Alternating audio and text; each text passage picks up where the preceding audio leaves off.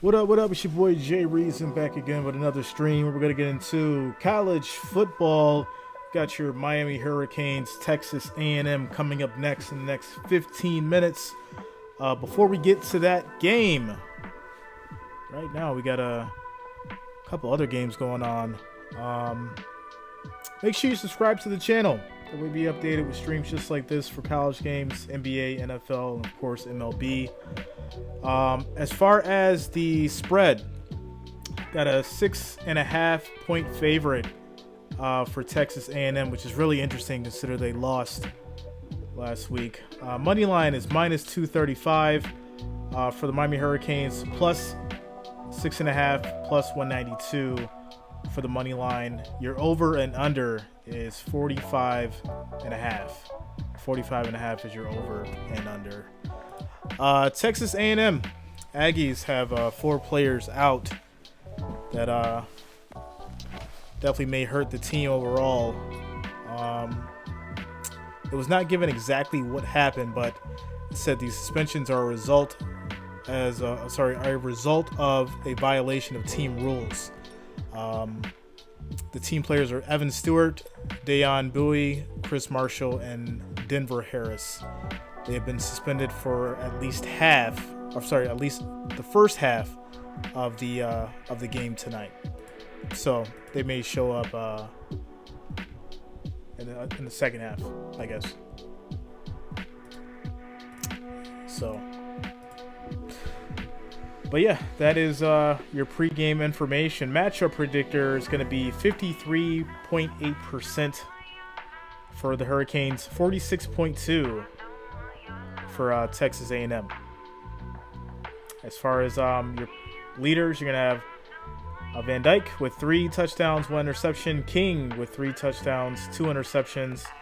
Rushing yards, Parrish Jr., 217 yards, 4 touchdowns. Arcane, 108 yards, 2 touchdowns. And then for receiving, Restrepo, 172 yards, 1 touchdown. And Smith with 185 yards, 2 touchdowns. Definitely expecting this to be a good one, without a doubt. And so yeah, you got plenty of time to get your drinks, get your food, and do what you do as we prepare for the Hurricanes and Texas A&M coming up next.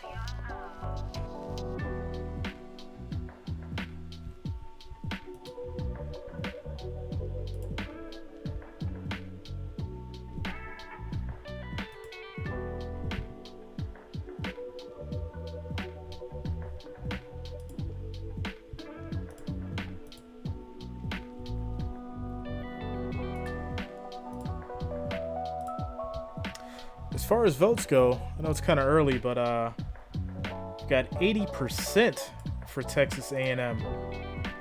Trucking Kid, what time does it start? Roughly, well, it says kickoff is 9, but we're still waiting for this other game to finish up, so it could be just a little after, maybe. Just a little after 9. So, just on the safe side, call it about 15 minutes.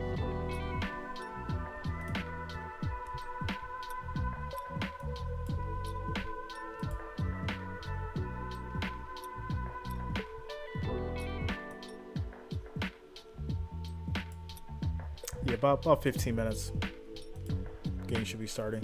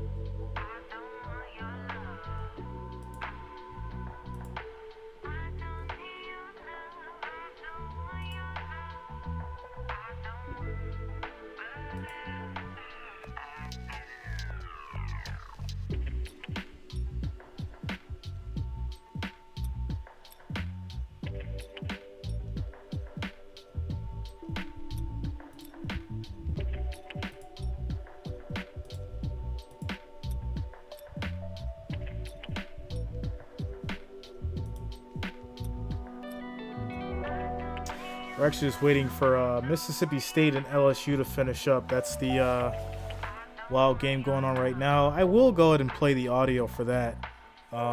We can do that until this Miami game starts. EC game, and it's a tight one.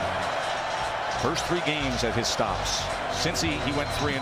Trying to be 2-1 tonight here at LSU. And Notre Dame at Central Michigan, where he had great success, 1-2 in his first 3 games. Will Rogers on second down, almost got sacked, but smartly gets it to Dylan Johnson. Oh, he got that off man in quick. his face. It was Ojulari again, but somehow Rogers was able to get it free. What a great play there to keep it alive, and it goes for 5 yards. A great job feeling that pressure off the right side. Ojulari won clean around the edge against Jones. But knowing where your outlet is, that's where you are. In the 3rd year in the system, you know where all your answers are. If a guy gets beat, fine. Find your outlet, live to play 3rd down. Got a 250-pound human missile right in your face. So 3rd and 4.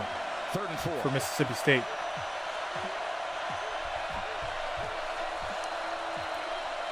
Rogers, quick throw, and that's going to be incomplete. As he threw it to the inside of Caleb Ducking, and Garner was there with coverage. 4th down for Mike Leach. So 4th and 4. They're going to send down the punt team. The ball was just a little bit Mississippi's off the going mark. to punt back to Ducking's getting LSU. Outside release, trying to run the stop route, and the ball's thrown upfield. It's rare when these guys miss. I don't know if Ducking was maybe a little bit too short on his route, or Will Rogers just missed him too far to his left.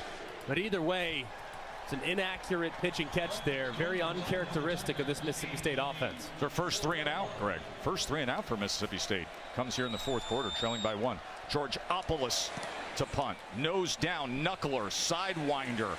And LSU's going to get this Clayton at the 24. just making it clean. A couple yards out of it. Ball. Let's go to Matt in the studio. All right, Tess, as we approach 9 o'clock, we do want to let the Texas A&M Miami audience know we're going to start that game on ESPN News. Mac Johnson set to start for the Aggies. Clemson over on the ACC Network. And Michigan State having a problem with Washington on ABC.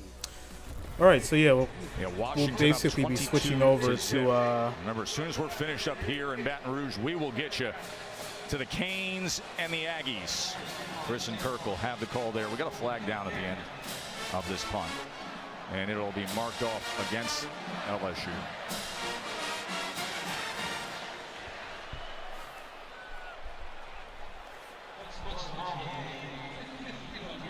So this drive will begin at the 15-yard line. Jaden Daniels, who moments ago was able to run it in from 3 yards out, and then the extra point by Ramos has LSU up 17-16.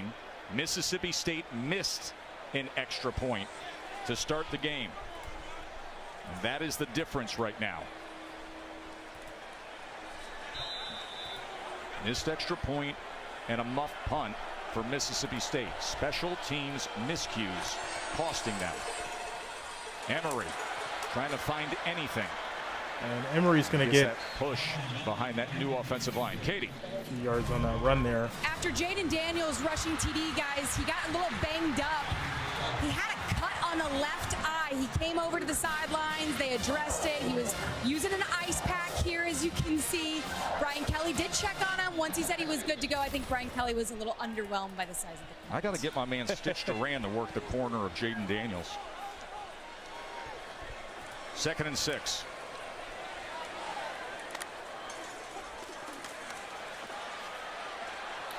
And he's way off the mark, looking for Keishawn Booty. Right there, just off the mark. As you can see, Brian Kelly airing his frustration, trying to get his quarterback going a little bit, just a little off the mark. It looks like he was expecting it to go over the top as opposed to on the back shoulder. Big 3rd down here for Mississippi State's defense. 3rd and 6.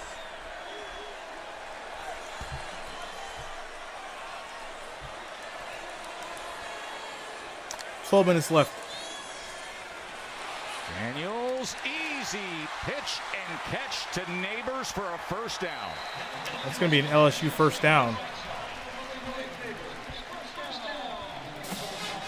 So far tonight, Zach Arnett's done a great job of mixing his looks. You see the overload pressure to the left, perfect. Roll the quarterback to the right, no problem whatsoever. Nice, easy pitch and catch at the sticks, and an easy conversion there for LSU. Good play call from offensive coordinator Mike Denbrock. And that's going to be incomplete. Mason Taylor, and that's incomplete. To Taylor. Mike Denbrock says he's got a lot of faith in Jaden Daniels. So there's roughly 11 minutes left in this game. These first 3 weeks. ESPN is switching the Hurricanes game over to ESPN News, and then we'll have to come back to the regular ESPN once this game ends. So it's going to be a weird transition, but we'll figure it out. Emery's 6th carry of the night as he surges ahead. It'll be a 3rd and short as he gets to the 37-yard line. And the run game, this traditional run game tonight, has not really been there for LSU. They have decent rushing production, but most of that's been off scramble drill when Jaden Daniels decided to escape the pocket and create on his own. So here, they opt to hand it again to Emery, who's back after the 2-game suspension and after missing all of 2021. 3rd and 2. And Daniels has 77 yards rushing. Emery has 19. Daniels. Again, he goes to Neighbors for a first down. So after going 0 for 8 on 3rd downs, LSU has now converted their last 3.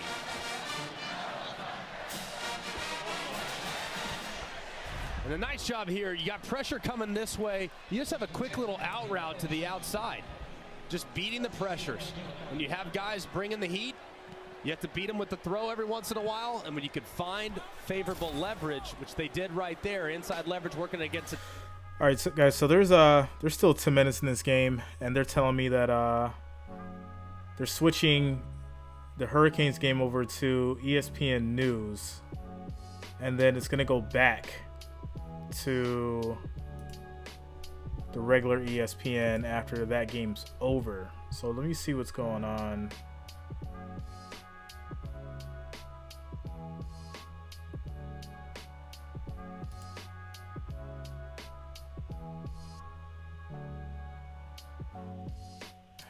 It's 8:59, so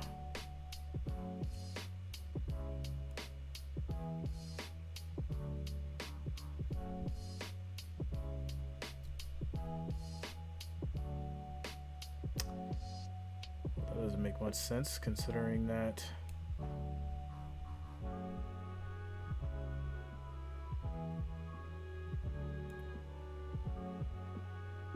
there's volleyball on ESPN News.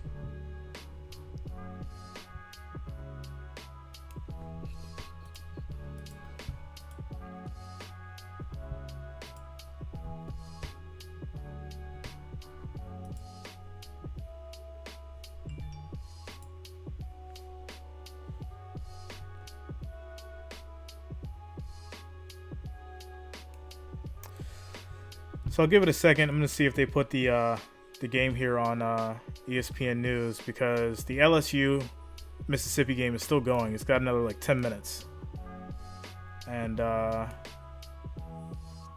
kind of why they have this weird issue going on where they said they're going to change it over to ESPN News until that game finishes and then go back to the regular ESPN.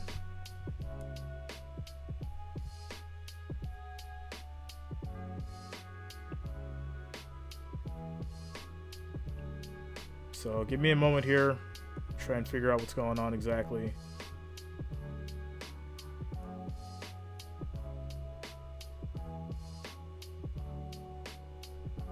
Yeah, it's not on any one of these, so I guess they're not going to do it, and we'll just have to wait until this thing's over with LSU.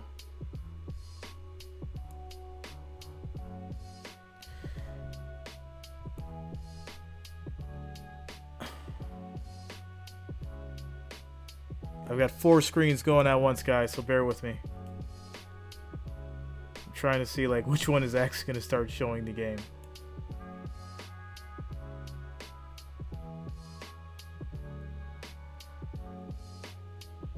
It's 9:01. Yeah, I'm just going to go back to ESPN. Yeah, we got 8 minutes left in this game, so I'm assuming they're probably just going to push it through right after this is over. Kelly put his hands up right there on the right side, the right pec, right shoulder. That's where that ball has to go, and the accuracy on some of those downfields just hasn't been tight enough for Daniels. They've got to work on that as they move forward. Kelly always works very closely with his quarterbacks through the years. 3rd and 10, they're going to swing it around off the orbit motion. Josh Williams. Oh, he gave a little and stayed up, but then a rally to the football by the rest of the Bulldogs defense.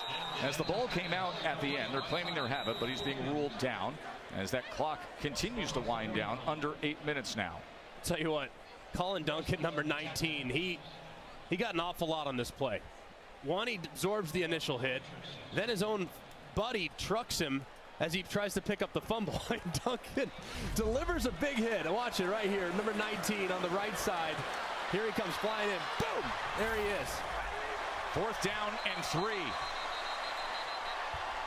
And a timeout is going to be called by Mike Leach. So it's going to be a 4th and 3. 7.5 to go in the game. And 4th and 3. 7.5 to go in the game. 1-point margin. Prime time in the SEC. it's a 1-point game. LSU is up by 1. 17-16 Mississippi State. And I think they're just trying to figure out how they're going to handle this thing as far as with the games. They said it was going to be on ESPN News. And I'm just waiting to see if that's accurate, but it's currently not. So we're just waiting at this point.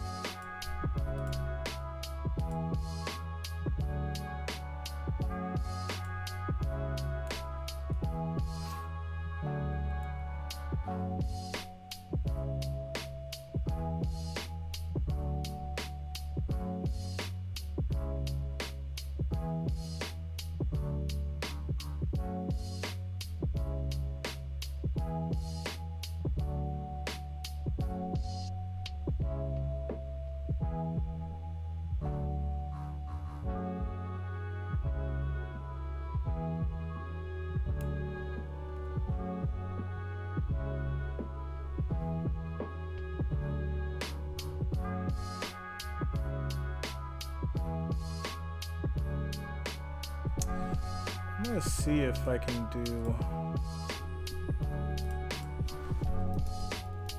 work my magic. Find another feed.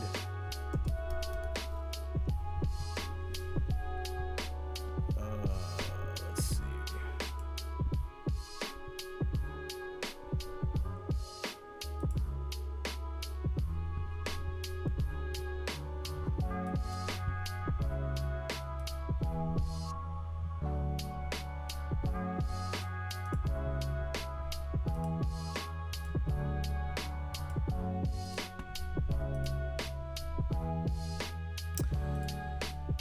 So the game has not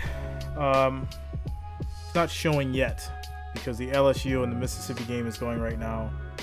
ESPN said that they were going to show it on ESPN News, but I am currently not seeing it on ESPN News. So I'm assuming that they're just going to let this Mississippi LSU game run out, finish up, and then it'll continue as scheduled.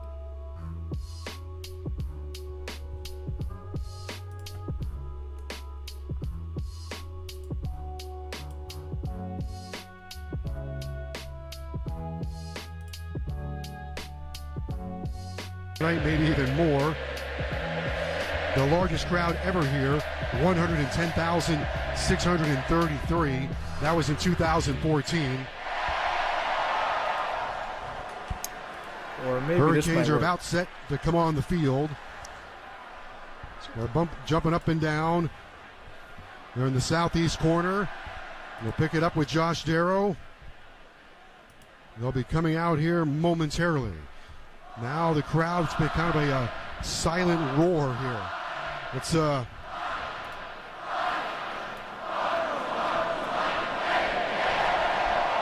Oh, that sounds crazy. Oh, here there, they yo. come, Joe. They're coming out. Makes me wish I was there. Here come the Canes onto the east sideline. Miami out onto the field. Hurricanes, white jerseys, orange pants underneath white helmets. Miami onto the field. And now the crowd rises as they await the Texas A&M Aggies. Here comes their open.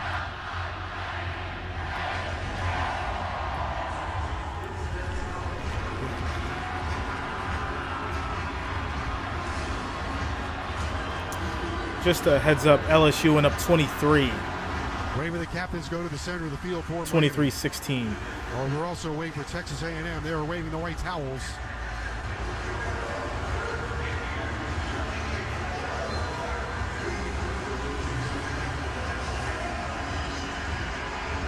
A tremendous atmosphere here tonight.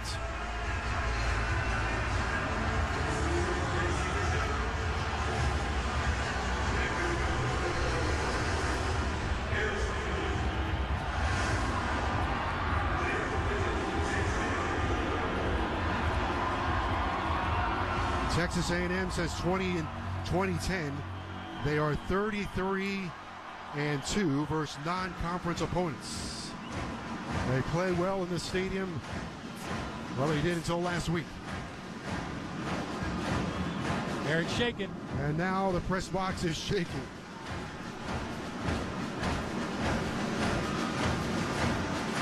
And I mean shaking. It is shaking and rattling here in College Station. I would say it's swaying. It is definitely moving. Press box is going back and forth.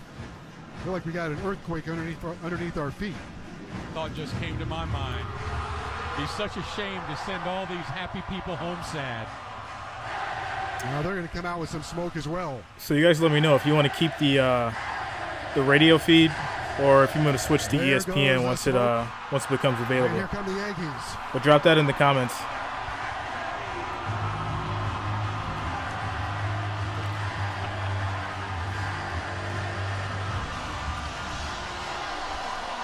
The Aggies are on the field. And the captains are to the center of the field. Jeff Heiser from the ACC is our official tonight.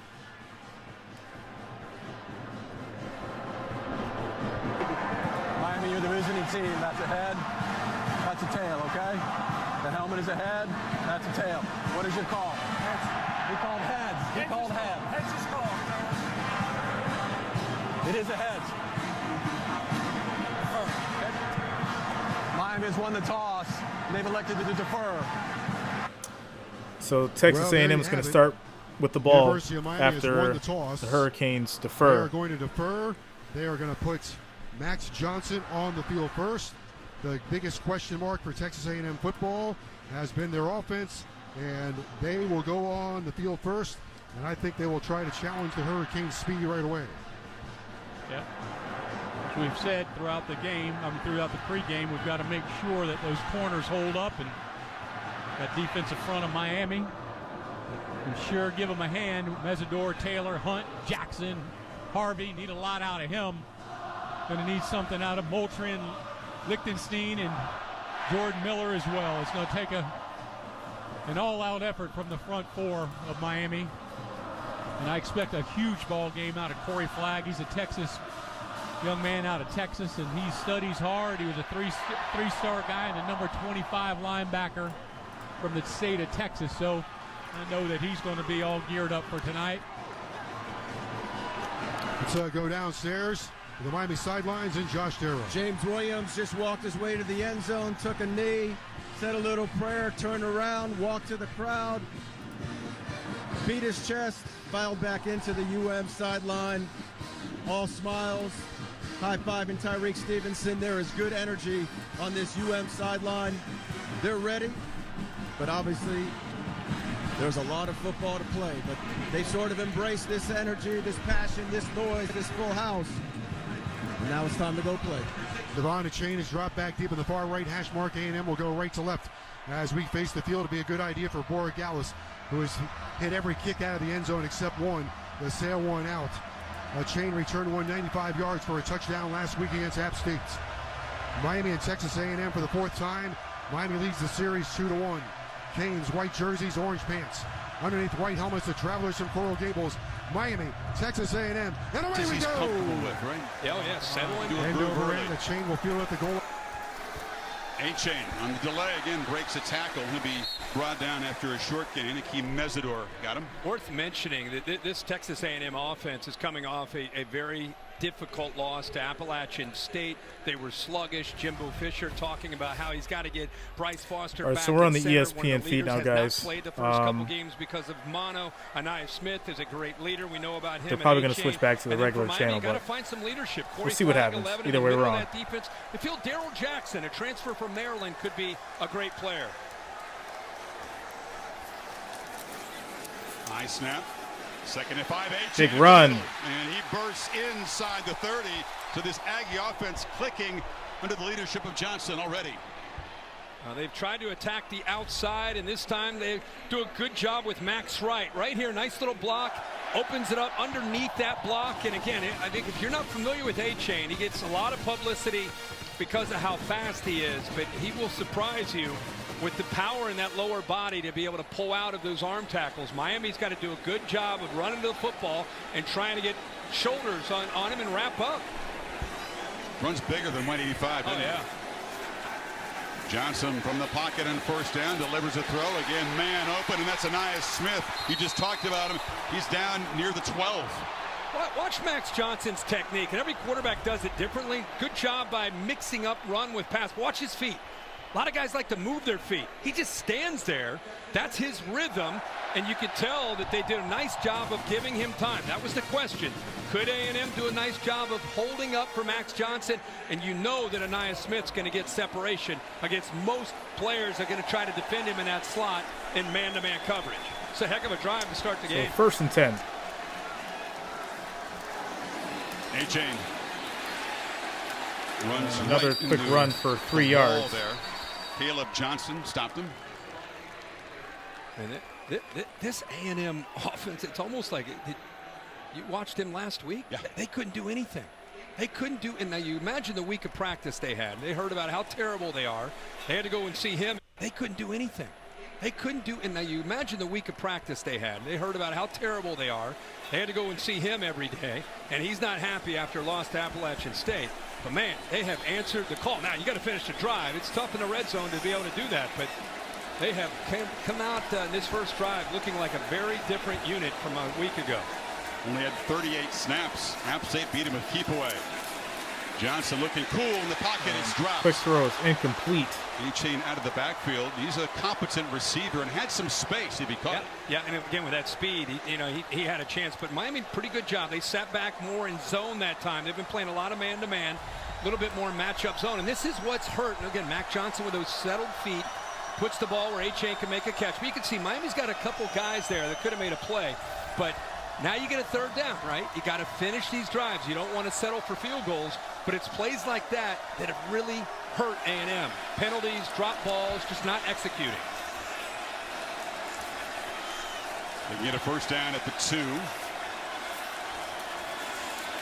Johnson felt pressure, hit Good as he throw, throws, and it's incomplete. And that's incomplete.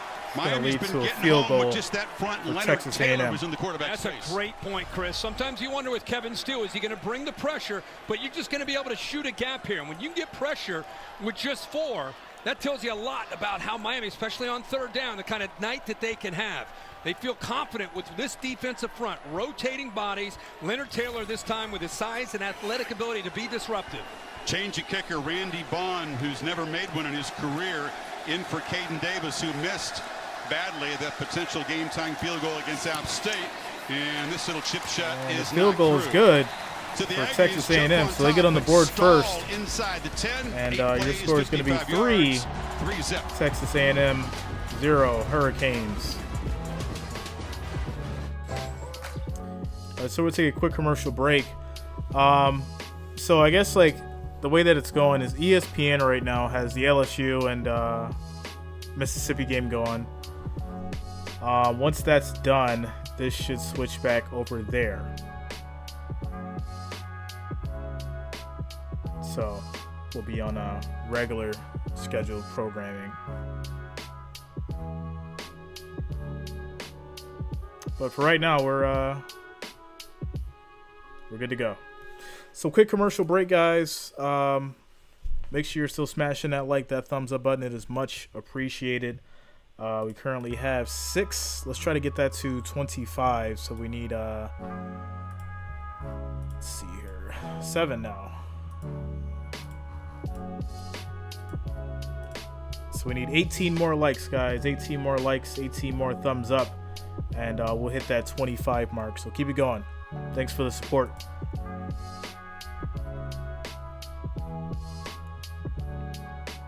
As far as votes go, we've got 22 votes. 55% say the Hurricanes are going to take this and get the dub. As we get to this commercial break.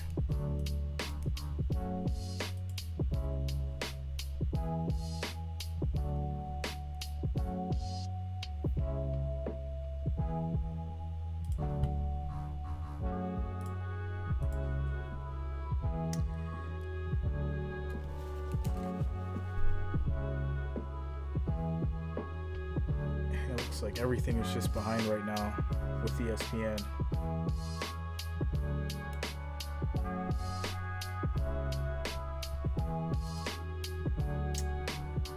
So the game is live. The only issue is the scoreboard's a little behind. And then obviously they're going to switch over once the LSU game is over. But the feed that I'm on is live. So you guys are hearing it as I'm hearing it. Probably with just like a slight delay.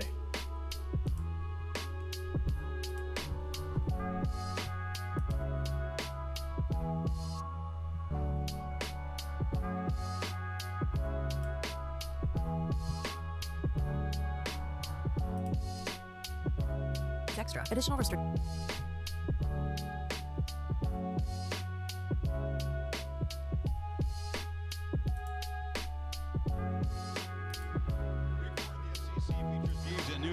Number 1 Georgia. Man of the Dogs looking scary for the rest of the world. Here comes Old Kent State on SEC Network Plus. Number 2 Alabama hosting Vandy primetime on the SEC Network. Also available on the ESPN app.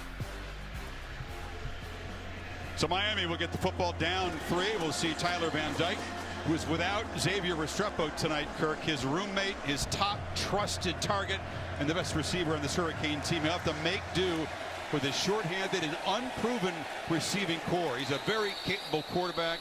Solid stretch run, 6 straight 300-yard, 3 touchdown games to finish it out. Strong start to this year.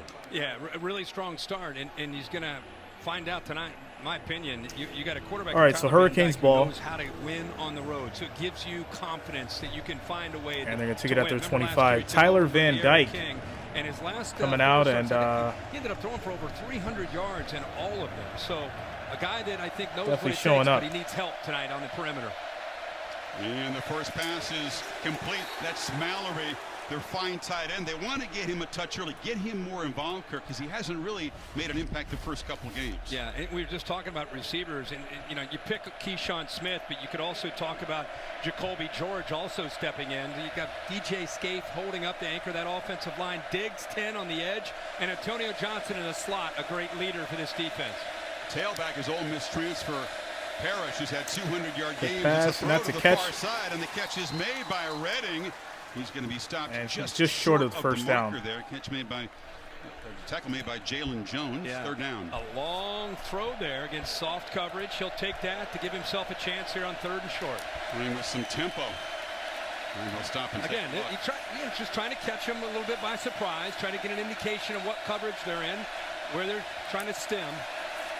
And that run, fighting, spinning, he's pulled over. Barely make the first down. But he gets the first down. Around the edge, but they do move the sticks.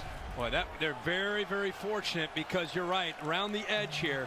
I mean, it's tough. He gets inside of that edge block and fights just hard enough to be able to pick up that first down. Good effort there on both sides.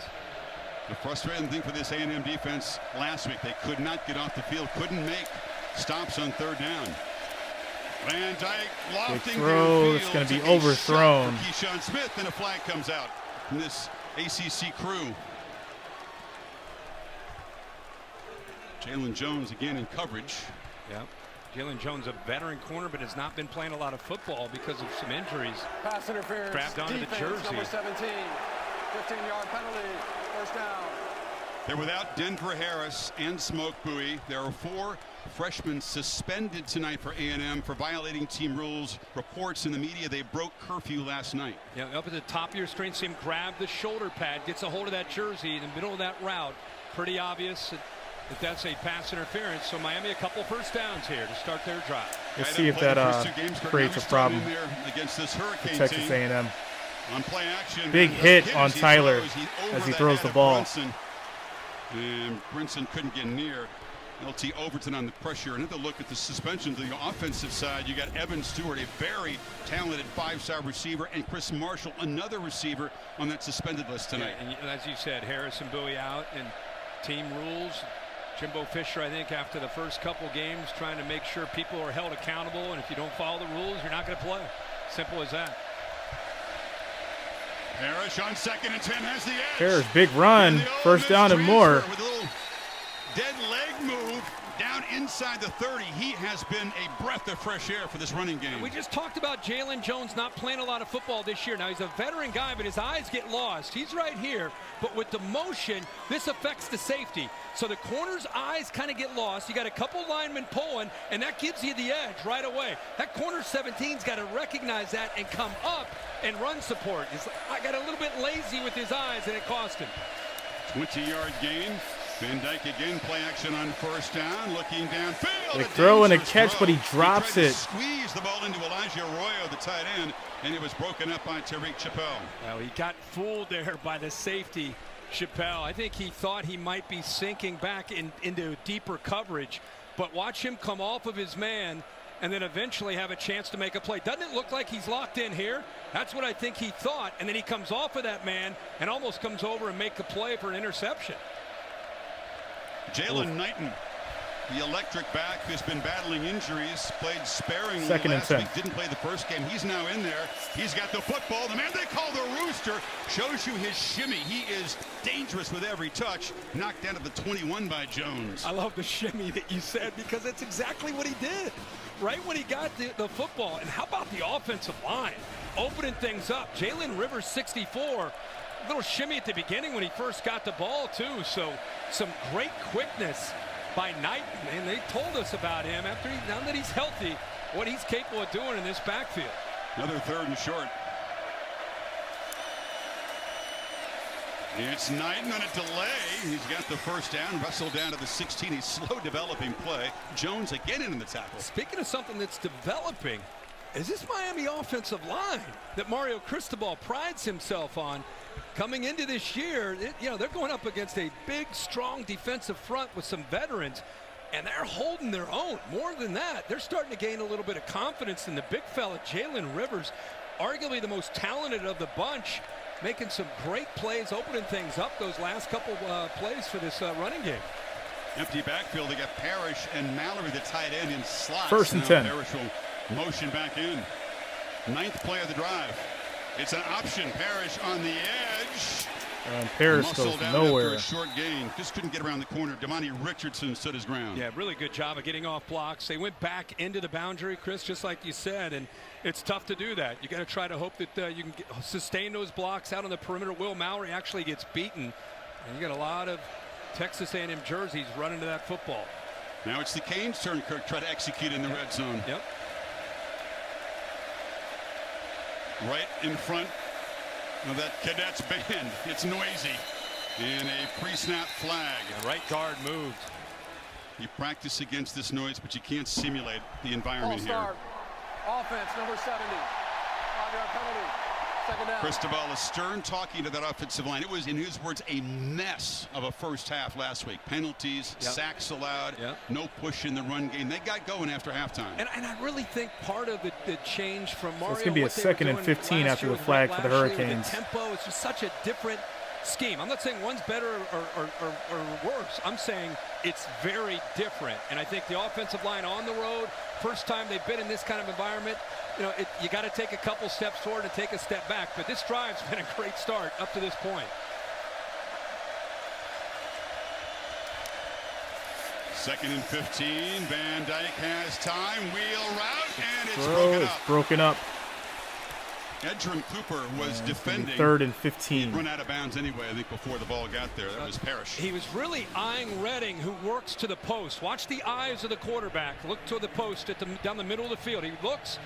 He just doesn't have separation. You got a safety in the middle of the field, so his outlet or check down there, he goes to the rail route down that right sideline, and just pretty good coverage there on Parrish. Sure was. It's a big linebacker. Cooper running with him.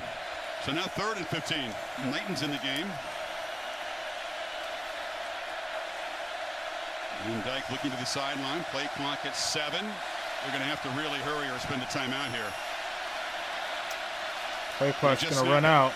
It's got it off. Making a cut and diving down to the 10. I like it. You can switch to a run, Kirk. They don't make the first down, but it sets up a short field goal try. 4th and 4 leading to a field goal. Knighton. I love the way he's showing patience. And then I love his vision and the burst that goes with that. And the offensive line, it's going to be something to watch throughout this game. That offensive line against the A&M front, if you can establish that run, it makes it so much easier, obviously, for Van Dyke and these receivers. 28-yarder for the reliable Andres Borregales.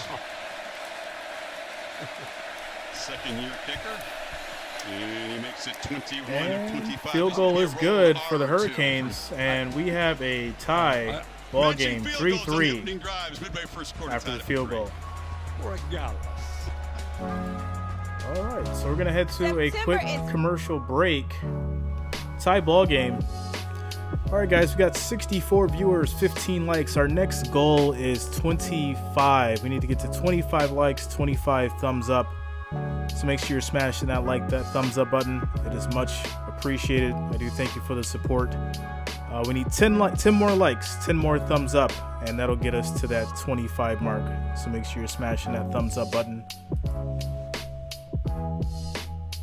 As far as votes go, we've got 36 votes, 56% for the Hurricanes. Saying they're going to take the dub.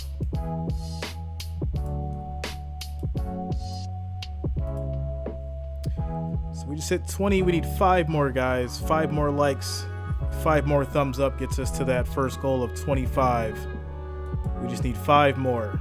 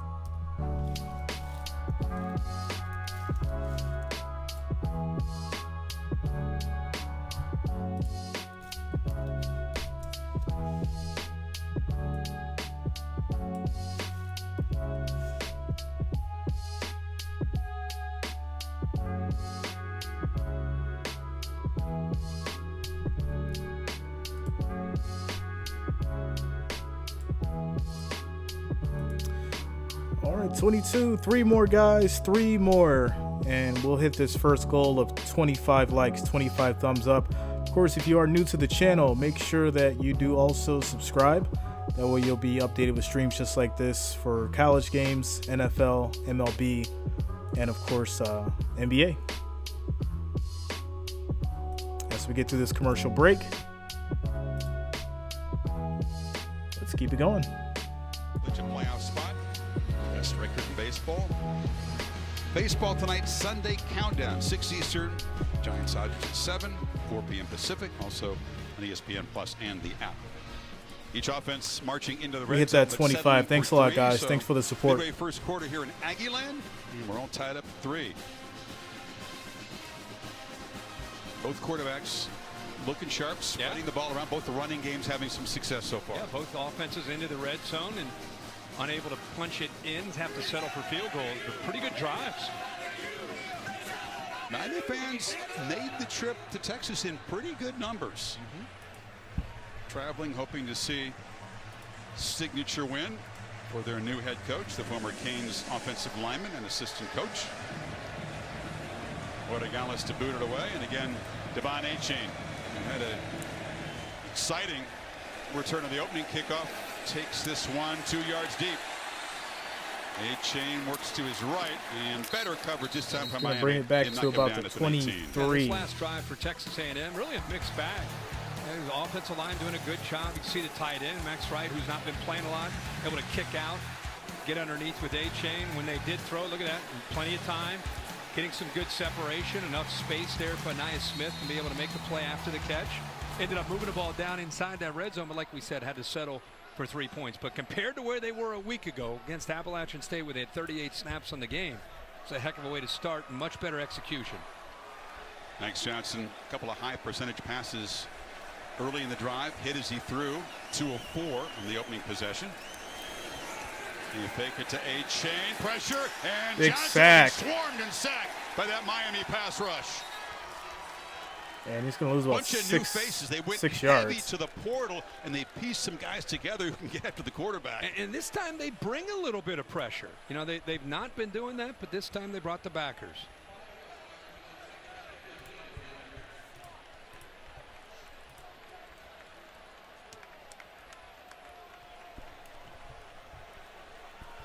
Well, thanks, and welcome to Aggieland. Chris Fowler, Kirk Herbstreit, Holly Rowe, and Todd McShay. You've missed an exchange of field goals in the opening possessions for Texas A&M and Miami. And now with new quarterback, Max Johnson under center.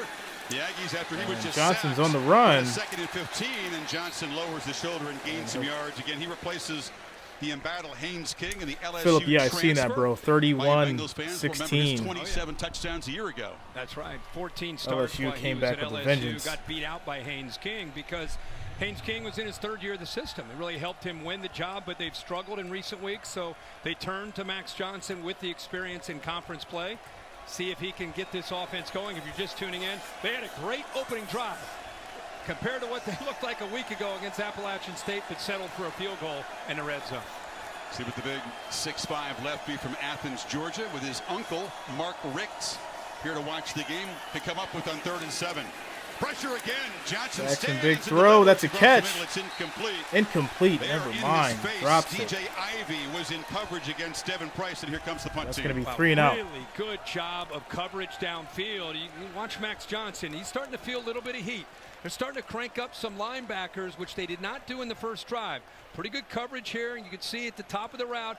Good job of getting his left hand, DJ Ivey, around without interfering with the receiver on that crossing route. Good timing. Tyreek Stevenson, for Miami, back to receive the punt of Nick Constantino. There are 2 Aussie punters in the game, so you're happy about that, Kirk. Melbourne, Australia, well represented tonight. The lefty gets his reverse spin punt away. It'll bounce and be fielded and muffed. And Texas A&M gets the ball back. Mistake. Look at that. Disastrous result.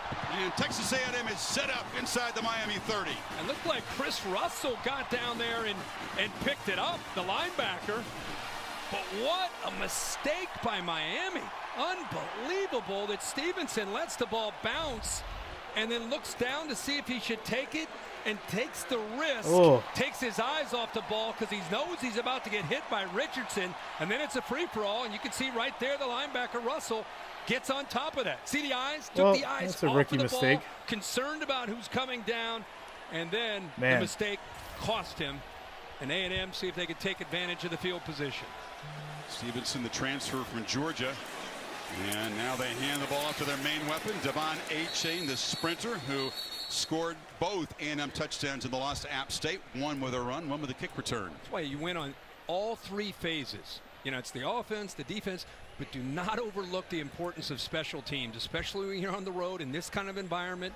Got to avoid being, you know, having those disastrous plays, hurting yourself, something that A&M did last week against Appalachian State, but this time they're on the other end, they catch a break. What's up, J-Love? Just a We back at it, bro. Cristobal. Exactly what his team did not need in this hostile environment. A-Chain on a delay, breaks free. Big run. And there is a flag thrown. At the end, he's out inside the 5. Man, that's probably going to be a first and goal. 10-2-2, 100-meter speed. Personal foul, face mask, defense, number 0. Penalty is half the distance to the goal. First down. Well, this play is designed to go to the right. He's going to follow the right guard, Layden Robinson. That's where A-Chain wants to go, but right here, he recognizes he's got trouble. And watch the patience and then the vision to be able to go back the other way. Gets behind the center's block, Bryce Foster, and then again, he's physical and he has amazing acceleration. One of the fastest running backs in college football, and there's an obvious face mask at the end. Go heavy down here. Ernest Crownover, 230-pounder in at fullback in front of L.J. Johnson. Old school I formation. Johnson Run up the middle and dive, and that's going to be a touchdown. Waste no time cashing in the mental mistake. There it is. Texas A&M cashing in. L.J. Johnson Jr.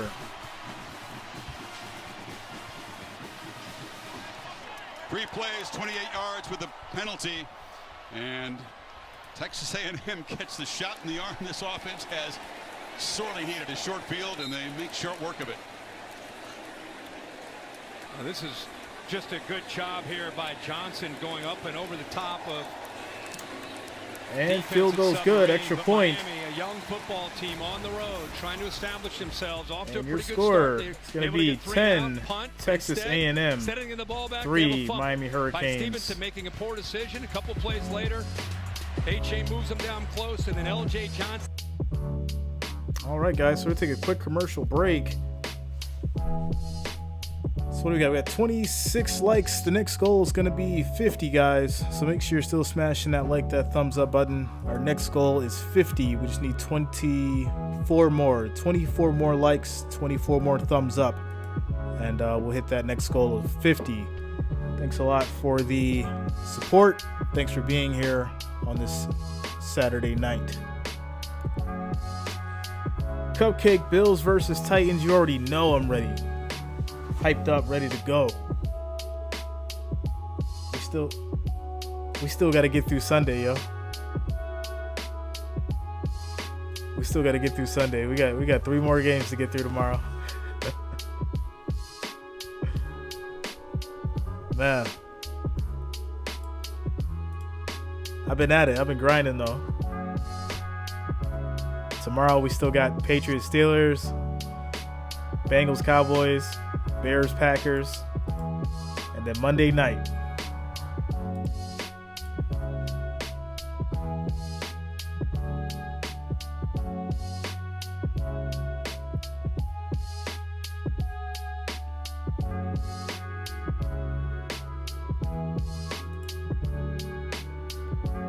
All right, I think we're going back to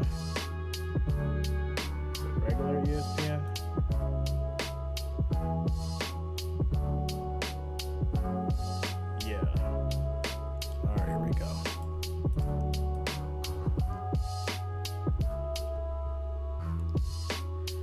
Bills 40, Tennessee 10. I could rock with that score, yo. Without a doubt.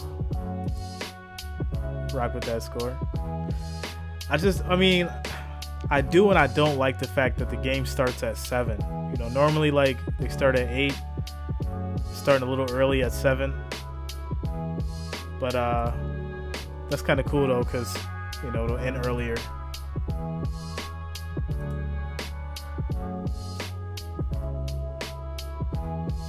That's the final score, 40-10. Yo, I better go put a bet in for that. Bills minus 30. Odds would be crazy on that.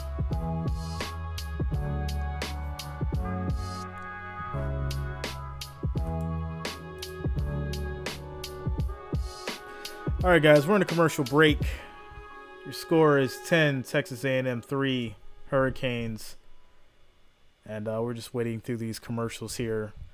Make sure you're smashing that thumbs up button. It is much appreciated. It helps support me and helps support the channel. Keeps me going. Trying to get to our next goal of 50 before the half as we get back to the game. Presentation of the SEC on ESPN. Miami Hurricanes trying to beat an SEC team for the first time since 2013, visiting Texas A&M. Tyreek Stevenson had a good game last week. He had a nice punt return. He had an interception against Southern Mississippi, but he had a massive blunder to set up the Aggies touchdown. And now we'll see Kirk, this Miami team on the road, this big hostile crowd. How are they going to handle it? To Holly Rowe with the suspension news on the Aggies side. Well, guys, kind of some late developing news for Texas A&M. 4 players are likely suspended tonight, but we're not sure for how long. I did see all 4 players warming up pregame. There's a chance that they could come out and play here in the second half, but they are significant players because we do have Evan Stewart, who is the top receiver besides Chris Marshall, who is a backup. Denver Harris was slated to start tonight, and Smoke Bowie was expected to get some key playing time. Yeah, I'm told, Holly, they will miss the entire game. Discipline for that curfew violation, which has been reported. Canes keep it on the ground. Shamar Stewart tackling Parrish.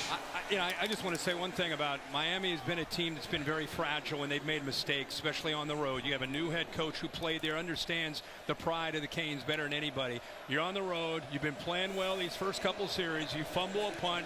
A&M takes advantage of it. How do you respond is a big part of how this game's going to go right now. So 2nd and 9 after the 1-yard run. It's a Miami team that I think too often in recent seasons, it goes back more than recent seasons actually, is under further review for potential targeting. This is Jeff Heiser, the referee of this ACC crew. There was a buzz down, and of course we'll have an opportunity to bring in Bill Lamagne and see. Here's what they're looking at. It's on the hit against Parrish. Yeah, it's helmet to Brian helmet. George, 16, coming in there. He drops the head, crown of the helmet, forcible contact. He did take aim with that helmet. He led with it. I mean, why? I mean, we know, yeah, like, sure you know what the rules are. Why even do it? It's crazy. Disqualification here. Not flagged on the field, but of course, the replay booth, which is working in concert with the command central for the ACC, spots that. And we'll see. Like, they're going to catch it, so why even do it? Land, the Appalachian State shocker a week ago. You guys took game day there. They had a wild win today. But urgency, redemption. Jimbo Fisher was very pleased by the week of practice of his Aggies. Now, you get the suspension news that the Holly just gave. You wonder how that figures in. I think, I don't know what they did, but, after the week that they had last week. There is a personal foul with targeting against the defense, number 16. That 15-yard penalty is in force. Automatic first down. So Bill is in fact right. So he's gone. George is gone. But after the week that they had last week, and then all of a sudden 4 players aren't going to follow the rules, and they're young players. I think they got to have consequences. So I think it helps the team understand that Jimbo Fisher is serious about this. But this game and the way it started, I'm saying this because if you're a Miami fan, you're used to watching this and saying, "Oh boy, here we go." But it feels different right now with this Canes team, and I'm anxious to see with Mario how they respond to a really, really difficult set of circumstances there early in the game. Yeah, no time to be fragile on the road, is there? So 1st and 10 after the penalty. 41. Again, Brian George is out. It's a flea flicker. Flea flicker. Van Dyke big throw, and that's a catch. On a flea flicker, this time he finds leads to a Reddick first for a down. more modest gain. But Josh Caddis just loves a flea flicker. Oh, he sure does. And you know, he's looking, you know, to try to get this ball thrown deep. The outlet would be right here, and he's just going to look at the safety. Does the safety get deep and take away the deep throw? This is who he's looking at, trying to make that decision. And once he gets downfield, he goes, okay, I'll just check it down and still pick up good yards. It's Parrish trying to get around the corner, and he is going to be dragged out by the back of the shirt. Money Richardson, sound tackler in that Aggie defense. Bill, is horse collar still a thing? You gotta update me. All these rules are changing because I see a lot of plays where it looks like a horse collar. Help us out on that one. That looked to me like he did grab him at the top of the neck there. Yeah. And he did dislodge him a bit, took him off balance. So I'm surprised that wasn't called. Here you go. Here you go, Bill. What do you think? And that horse collar tackle. Okay, that's what I thought. Jalen Knighton back healthy. 2nd and 10. And he will take that free play and make a Throw and long catch, throw, but and there it is a gets flag made at down the 32-yard line by before the Keyshawn catch. Smith. One of the guys who's going to have to step up because Xavier Restrepo, the roommate of Van Dyke, by far his most trusted target, is out injured foot. He heard it in practice this week. And they'll decline that. Results of the play, first down. And that's one of my keys to the game is how the young receivers step up. And here's Keyshawn Smith. Now A&M has been playing a lot of tight press, trying to disrupt the timing. This time they sink in coverage, and with the free play, Van Dyke's willing to take a chance against that soft coverage and hits it. You also get Jacoby George back. He missed the first couple games with the suspension, number 15. The sophomore counted on to make plays in the absence of the reliable Restrepo. And Dyke rolls on first down and delivers incomplete, just out of reach of Smith. Incomplete pass leading to 2nd and 10. Comfortably in the pocket, isn't he, Van? Yeah, I mean, he can move around. He's a pretty athletic guy, but he likes to push the ball down the field because he's got that big, strong arm. And really, to me, it's not so much about Van Dyke. We know what he can do. It's about the timing and the execution with these young receivers where they're still, you know, early Yo, in in the next year, commercial with break, so I'll many tell new you faces still trying to get a that bet I game seen earlier, a parlay. It was speed crazy. downs. And in a tough environment on the road, it's, you know, it's a work in progress and it's a feel. Each rep counts. They've been running the ball well. The offensive line's been doing a heck of a job, you know, moving people around. Knighton and Parrish have had success. There's a long throw. Bashard Smith. And Bashard can't get away. In open space by Jalen Jones. He made about 5 or 6 tackles A&M already. defense stepping up. Pass option where he's looking out to his right. He's got 3 receivers, and he's looking at the inside receiver, and he sees that cushion. So he's got 2-on-2 to the outside. He thinks, okay, we're going to be able to block that. Somebody's going to be able to get away and be able to pull away and make a play. And instead, the corner does a nice job. Both the DBs do a good job of getting off those blocks. You have 2-on-2 with a big gap like that in your slot receiver. You got to win on the outside. Timeout taken by Texas A&M in front of this 3rd and 9 play. So Miami has moved the football well. Each of their possessions settled for a field goal from the red zone. First timeout. Take a look at tonight's Bear Paint game plan. Yeah, for Miami, I talked about road focus. You know, you come on the road as a young team, you got to be able to focus and not worry about all the outside noises, maybe the distractions, maybe a mistake like we've already seen. Talk about the young receivers needing to step up. A&M execution, which we've seen. Much better job up front. They had way too many miscues, self-destructing against Appalachian State, and then play as a team. All this talk about 5 stars, NIL, bunch of individuals is what I saw a week ago against Appalachian State. You got to play for each other. You got to play to win the game. That's what Jimbo Fisher is trying to get his 3rd and 9. to understand. They're in fringe field goal range for Andres Borregales, but Van Dyke thinking about converting this 3rd and 9. Parrish is the back as the Aggies crowd the line and then back out. Pre-snap chess game and lots of time to work with on the play clock. Chris, he's got Will Mowry up top. He's a big tight end that has receiver skills at 6'5". Low snap. Van Dyke looking to his left. Quick throw. That's a incomplete. catch, but it's dropped. By Parrish, who might have had the first down easily, and he held on to it. And they're playing a matchup zone and eventually becomes man-to-man. And you get to the outside, watch the linebackers kind of looking around, identifying who am I going to take, And because there was a little bit of hesitation and doubt by Cooper on who to take, he's slow to get to the outside. Ball could not be thrown any better. Plenty of yards after the catch, would have been a first down. So Borregales converted a chip shot earlier on from 49. And line field goal is no good. So the drop on 3rd and 9 proves costly. Canes can't convert, and the lead is still 7. He just didn't look comfortable at all. Pretty good hold. I mean, the ball never really had a chance as soon as he hit it. It was way left. Grass is cut low. It's almost like a putting green out here. Yeah, he just pulled Should be it. a nice surface to kick off of. So if we're keeping track of all this, you had the miscue on the punt by Stevenson that A&M's able to take advantage of after a 3 and out, where Miami's defense had done their job. You drop a pass on a 3rd and 9 that would have been a 1st down, and then you ask your kicker to make a long field goal. And first quarter, Miami playing better than you would think based on being down 10-3. So Max Johnson all right, so back Texas, to work here. 1st and 10. Canes have been able to affect him, pressure him in the early going.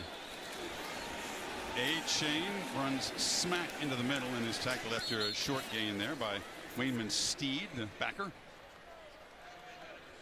Jimbo Fisher calls the plays, but he was asked about that after the poor showing offensively against App State. Yeah, and he was quick to point out that missing Bryce Foster, how difficult of a loss that was in the middle, 61. And you know, I looked at him, and maybe we'll take a peek here when we get a chance. But you look at this guy, his body. He's an NFL center, and you're blown away by his strength. He played all of last year as a true freshman, so they missed him the last 2 games. Johnson takes a big hit, throws it away though. Canes brings some pressure that time. 3rd and Chase 7. Williams came off the edge. And again, there's nobody that's blitzing. This is just bringing 4. In fact, eventually it ends up being 3, and Harvey's able to win around that right edge and get home. Good job with that push. Good bend to be able to work back to Johnson. And now it puts A&M in a 3rd and long situation. Good to see Kevin Steele back coaching again as a defensive coordinator. Knows Jimbo Fisher offenses very well. He's been everywhere. Sure has. Johnson's last 4 incomplete. He has been harassed lately by this Miami defense. Showing pressure on the left side. Going to drop out of it.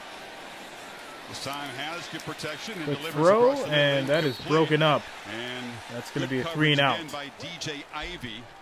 We saw 4th down. We saw him on a very similar route early, where you know the receiver coming underneath he's got maybe a step on it, but the length, the arms, what a great job of being able to get that left arm again in there to be able to keep that ball away from the receiver. Jimbo's looking up to see if that was pass interference. That's what he wants. He wants pass interference.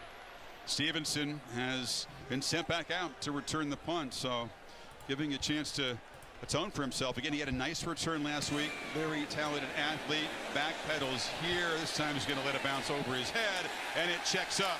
And Constantino does a spectacular job of executing a booming punt. Checks back at the 9-yard line. 57 yards.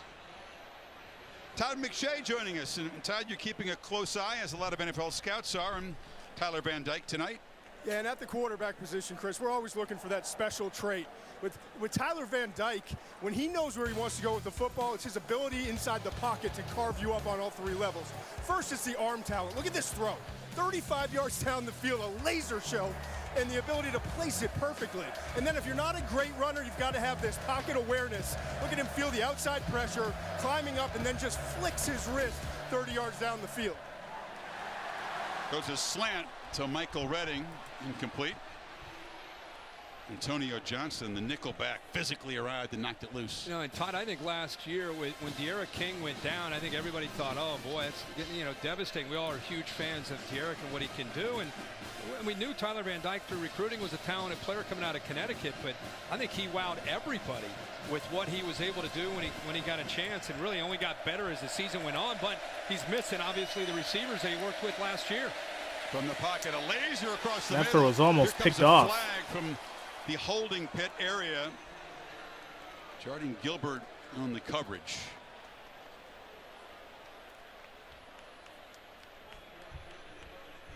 See what the flag is.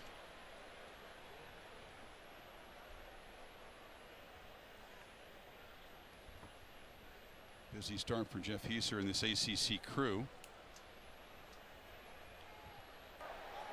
Holding offense number 70. That penalty's decline. 3rd down. Oluwaseun guilty of the hole, pretty obvious in there.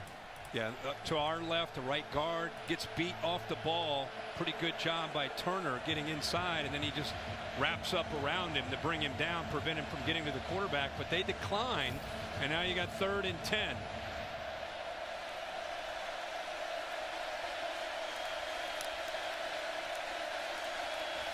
Veteran quarterback trying to deal with the noise.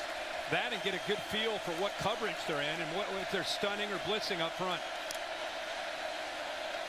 Van Dyke has protection across the Throw middle. in the middle, big hit. Again, the Aggies arriving and Man, delivering that's blows. incomplete. That time it was Damani Wow. Richardson, and the Canes go 3 and out with 4 seconds left in the quarter. Now that's on Van Dyke for putting his receiver in harm's way. He had a couple underneath routes, the back out of the backfield, and then he leads him right into this. As a quarterback, you've got to feel that corner on the other side, just sitting there in zone coverage. Get your wide receivers killed like that. Receiver really never had a chance, and I'm sure Van Dyke's telling his receiver, that one's on me, that's my bad, I should have felt that. They're going to take a peek to see if there was targeting. Potential targeting. Now look at the crowd booing here. Brian George already has been disqualified for the game with a targeting. Now they're taking a look at Richardson. George lowered his helmet. Ooh. Bill LeMonnier totally agree with the first call of targeting tonight. Bill, how do you see this one? He's got the crown of the helmet down again. He does. So they're in trouble when they do that. Yeah, that's going to be targeting. They're going to go with a targeting call here. I think they will. It's going to be a 1st and 10. It's very similar to the last one as far as the technique. I mean, he's lowering the helmet. I mean, that's why you guys put this rule in, right? It's for these kind of hits. These kind of hits. To protect the defender. Yeah, because it crushes the neck. Right. Yeah. That's what they don't want to see right there. I mean, it's really textbook along with the other one.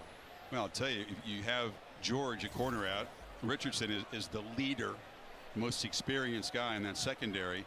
If after further review, there is a personal foul targeting. Wow. So now they lose their leader, the guy that communicates back there. Remember you had Denver Harris and Smoke Bowie, the young DBs already suspended. Yeah. It's getting thin in a hurry back there. It really is, and I think you just brought something up. It's his 34th start. I mean, Richardson is a veteran, makes all the calls for DJ Durkin in her first year as a defensive coordinator. And while the offense has struggled and they lost to Appalachian State, the defense has been playing sound football. I mean, like, you know better, so why even do it? In the middle of that defense, and they might be like self-sabotage. Who knows? So now Bryce Anderson, true freshman, is in at safety. And the Canes on the final play of the first quarter, a quick burst from Jalen Knighton, who does appear to be healthy, picks up 8, and frustration from Richardson. We'll have to watch from the sidelines. Yeah, I don't really get how he's frustrated. 10-3 but Aggies. You're watching ESPN. Your score is 10, football, Texas A&M 3, Hurricanes, as we head to a quick commercial break. You know, this is one of like the biggest things I never understood. Like, these guys, they know the rules. So why lead with your helmet? And, you know, I'm seeing this all day. It's crazy. In the 80s, that's a good hit. Yeah, in the 80s. You know? When guys could have their brains scrambled and it didn't matter. You know? You can't do it now, though. You just can't do it. I seen a crazy parlay earlier. It was a $7 parlay for like $1 million. It was an 8-leg parlay for $1 million. And they needed 56.5 for Michigan. They had 6. They needed 6.5 for Michigan. 56.5 over. And they needed Texas A&M to win by 6.5 for $1 million. They had a cash out option 2 hours ago for like $130,000 off $7. Hit the comments and let me know. Let me know what you guys think I would have did when I seen the cash out was $130,000 off of $7. I don't think I'm going for the mill. I'm just keeping it real, yo. I'm not going for the mill. I'm gonna take the 130,000, cash out, and call it a night. Off $7.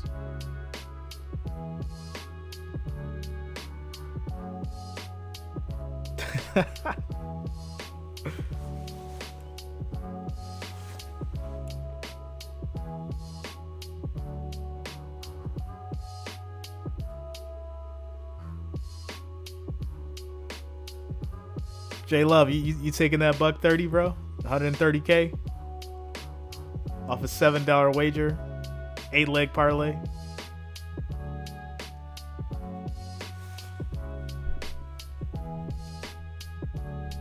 Yeah, come on now. You gotta be smart about these things. Like, you gotta cash out, man. They're not gonna give you $1 million. It's not gonna happen. They'll phone somebody down there themselves. They'll figure out a way for you not to get paid that money, man. Yeah, you gotta cash out, yo. $7 for 130,000. You gotta cash out. Take the money and run. Logically, it just doesn't even sound right if you don't. So the targeting call against Richardson, or what would have been a 4th and 10 play, prolongs the Miami drive. They pick up 8 on first down, and now feed Knighton again on the running game, who bounces for a first down to the 35. Now, they opened this game. We were on ESPN News while the Mississippi State and LSU game finished, and I remember talking about how impressed I was for this Miami team to get on the road, and all of us are focused on Mario. What are they going to do with Van Dyke and these young receivers? And man, the offensive line took control. They were averaging 6 yards a carry. I feel like the last couple series it's been all about the pass, and I don't think they want to abandon that running game. Knighton with a burst. Big run, Knighton for about for another first down. This Miami offensive line, it's a veteran 12 group yards. opening some holes. Now watch the right. We just talked about running the ball. Watch the right side, push people around. You got a nice open there, and I'll tell you that we're seeing Jalen Knighton show great patience, great vision, and then man, can he accelerate through the hole. Sophomore from Deerfield Beach High School, came to Miami with a lot of hype, battling through some injuries in camp. Finally, he's full go. He and Parrish are an excellent 1-2 punch. It didn't take a great back to run through that. He picks up 7 more. Yeah, we just talked about the running game, and now you're starting to see, Josh Gaddis, the offensive coordinator who came down from Michigan to join Mario and try to get this offense going again. It's a very different approach with how he's trying to attack from where they were last year with Gaddis. And this running game and different style of running plays that they have are big for them. This is Parrish. Parrish, quick run, first down. It's first down yardage to the 41. They've got some speedy backs. They got a big physical guy in Thad Franklin. We'll see him down near the goal line. It's a good stable. And now with what you can do, you run the ball. They've had about 3 or 4 straight runs showing that physicality up front. Now you can go to that pistol and show some play action, and you get some one-on-one matchups because the safeties have to come up and respect the run game, and you can get a little bit more of a balanced approach. I think that's where Josh is trying to go right now. You know Gaddis well. This is the part of the field where he'll take a shot. He'll attack when they cross midfield, and it is play action on first down. And Van Dyke does launch downfield. They throw in a catch. Wide open. It's Arroyo, and the tight end is run out Arroyo. of the 10. That's very much in the Gaddis a nice MO, catch. isn't it? Yeah, and especially the reason he likes to do that here is he gets man-to-man coverage, and he's able to sneak out a tight end who's lined up as a fullback and create a matchup, a wheel route. And I really think the safety thought he was going out to the flat. Gilbert kind of bid on that outside move, and a really nice job of Van Dyke waiting until the last possible second for him to get some separation, and he puts it right in his arms. Arroyo is a Texan, comes from the Dallas area. Extra excited this week. Now Van Dyke on the run, a long throw, just throws it away as a flag down. Far side of the field. I think he had a lineman downfield possibly, but the only thing, that flag was way on the other sideline.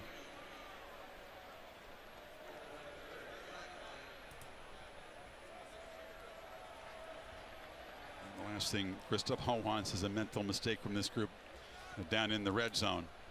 Miami stalled their first trip now here. Receiver downfield, number 60. 5-yard penalty. First down. Look at Mario. I mean, he takes such pride in the offensive line. I mean, he takes pride in the whole team. You see his eyes looking out at Nelson. Of course, he was an offensive lineman at Miami. Look at him. Look at the intensity. Coach so lineman his whole. He still spends a lot of time with him at practice. First drive, they moved just like this. Into the red zone, had to settle for a field goal. He wants a touchdown down here. First and 15. Van Dyke has some Plenty of time. That throw is batted down, incomplete. They didn't get near the quarterback, but getting a hand up. Albert Regis was in the area, says he got it. Yep. 6'1", 320, number 15. Not able to get there, so nice job with those long arms getting his hand up. Just knocked that ball away. Replace that right hand of the quarterback with your hand. Gets it up, times it up perfectly. Now you got 2nd and long. They can still pick up a first down without scoring.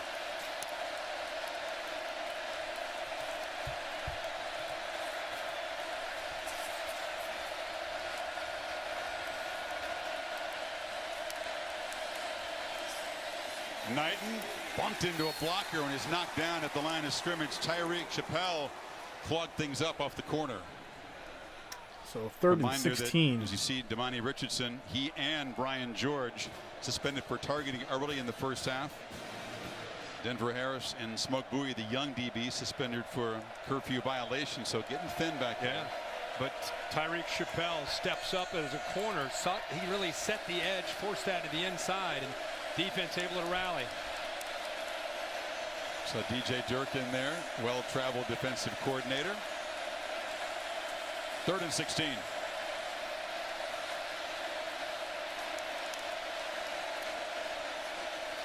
Van Dyke under pressure. Throw, and that's going to be incomplete. And that's a 3 and out. It's going to lead to a Hurricane field goal. Who has stepped up here in this first half. You rush 3, and you have 8 in coverage. Nice change up here by DJ Durkin. Tough on Van Dyke. I mean, look at that. Look at the coverage downfield. There's just nowhere to go with that football. So he just opts to try to get it at least to completion and pick up some positive yards to help the kicker, but unable to complete that one to Redding. So Borregales, who made the chip shot, then missed the 49-yarder. Back for a 3rd try tonight. This from 36, and it's blocked. The kick is blocked. At the line of scrimmage, the ball will roll dead in the end zone, and a very reliable kicker. He'd only missed 4 in his career coming in, has missed 2 tonight. I think it was Regis again. Texas A&M defense is no joke. We saw him knock a ball down that was thrown a couple plays ago, and this time he gets his hand up again to block a field goal attempt. 15 off to the right. So your score is still locked in at 10. Texas A&M 3. Miami Hurricanes. The lead is still 7. And we're going to take another quick commercial break. All right, guys. So we got 29 likes, 33 viewers. Our next goal is 50 likes. So we just need 21 more likes. Gets us to that next goal of 50. So make sure you're still smashing that that thumbs up button. It is much appreciated. I do thank you for the support. Of course, if you are new here, make sure that you subscribe to the channel and you'll be updated with streams just like this for the NFL, MLB, NBA, and of course college games. Thanks for the support, guys. J Love, yeah, that block was kind of crazy.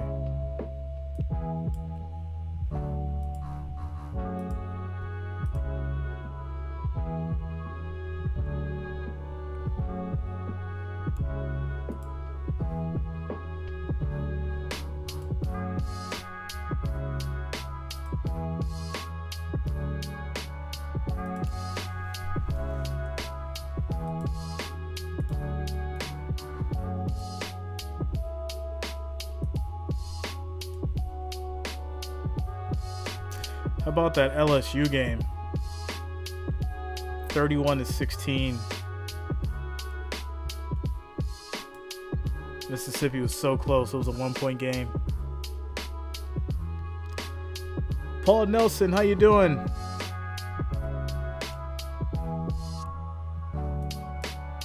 Thanks for hopping in the chat, man.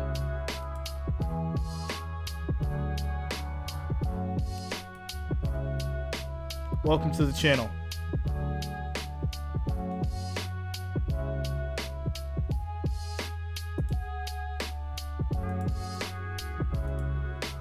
No, LSU just got locked in at the end. It was crazy.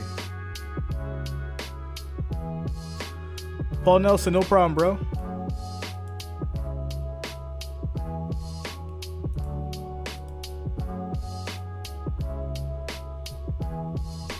As far as votes go, we have 62, 56% says that the Hurricanes are going to take this. 56% out of the 62.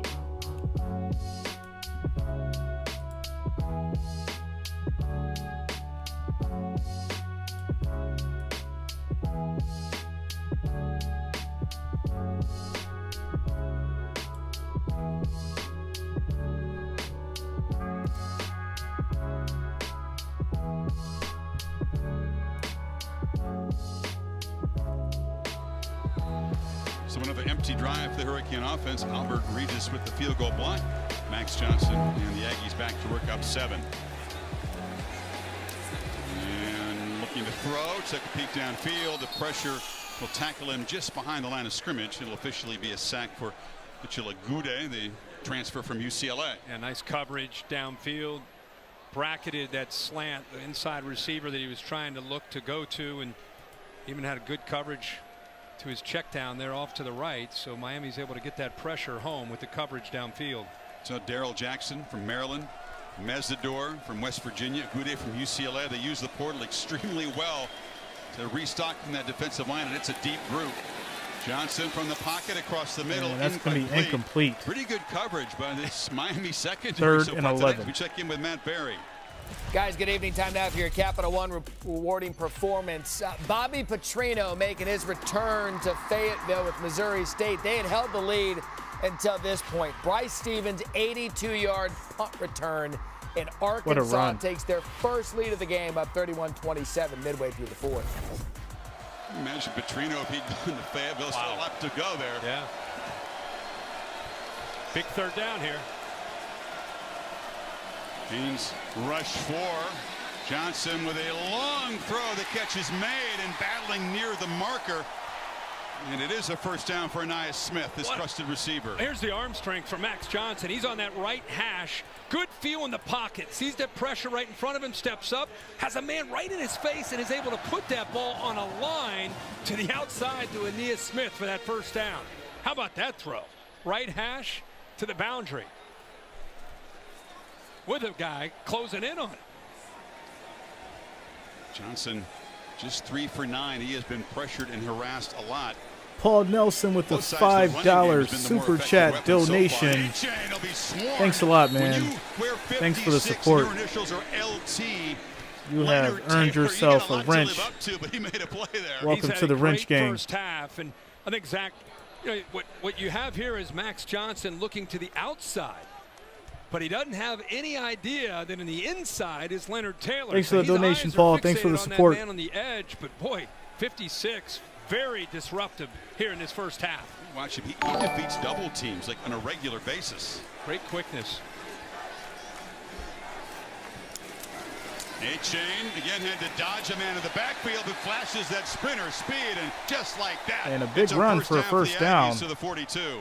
For Texas A&M. We just talked about him, how disruptive he is. Watch him here. Watch how close Taylor almost comes in to be able to make it a play. Again, right there. I think he almost gets held maybe a little bit on the arm by Bryce Foster. But there's enough room there for A-Chain with that quickness and power to get through and pick up positive yards. A-Chain averaging 7.6 on his 8 rushes so far. 61 yards for the dangerous running back returner. Starting to creep up. A-Chain. Big run, another first down and more. Barrels down to the Miami 40. Nice job by the left side. They're going to pull here, bring the tight end around. Watch this open up there. Right side collapses. Man, that opened up perfectly. That's textbook. That's exactly what Jimbo Fisher wants to see. Unlike a week ago where they weren't executing very well up front, you bring in the center, Bryce Foster, a veteran now, started all last year as a freshman. Things feel different tonight for the execution up front by this O-line. 30 yards in the last 2 runs by A-Chain. They feed him again, and this time he'll be dropped behind the line. Swarming in there was he's going to be Jared wrapped up in the Harrison backfield Hunt. there Holly? for a loss of Well, guys, about one of the 3. reasons Texas A&M really loved Max Johnson when he got in the transfer portal is they remember just how tough he was, because the last touchdown he threw last season as the quarterback of LSU was against the Aggies to beat them. They remembered in that game he got sacked 6 times and still had the mentality to come in and throw that strike. They loved his toughness. You're seeing it, a little bit of it tonight. He's had to be tough in there as his protection breaks down, but they really love this kid and what he's able to do because they saw it firsthand last year. Yeah, it was Coach O's finale down in the Bayou. One of his 27 touchdowns last year. 2nd and 12. Johnson stands and delivers throw it and complete again. It's tight coverage, not much there. James Williams, the very long athletic safety on the cover. Here's what the play we talked about. When you get beaten senseless all night, you can drop a dime with 20 seconds to go to win a game. And again, look how comfortable he is. We've seen some throws like this tonight. When he gets hit as he throws, he does such a good job with his focus downfield that when they close in on him, and he's a big body, so he's not intimidated in any way at all. And of course, with his dad, of course, I'm sure he was raised in a way to be a quarterback and be mentally and physically tough in the pocket. He sure demonstrates that. He did on that throw. He 12 on this 3rd down. Canes creep up and show pressure, then back out. 4-man rush. Johnson has protection and delivers incomplete. That's again, another incomplete. That's going to be a 3 and out. Tyreek Stevenson, as the Hurricanes defense steps trying up. to atone for that muff, made a nice play against Chase Lane. Well, they showed blitz and they dropped back. They took away the inside receiver, so he comes back, works through his progressions. And, you know, you look at flag. There's Brad Johnson saying, oh, get it in there. 17 years in the NFL, Kirk, as a 9th-round pick. Now he does trick shots on TikTok. On the Super Bowl with the Bucs. Yes, that's what he's known for now. Right. He's a TikToker. Big bad Brad. Constantino. And a really effective punt that checked up earlier. Spins it high and does it beautifully again. Those Australians have some skills, don't they? Canes backed up again. 7-19 and a half. Still a 7-point game. All right, so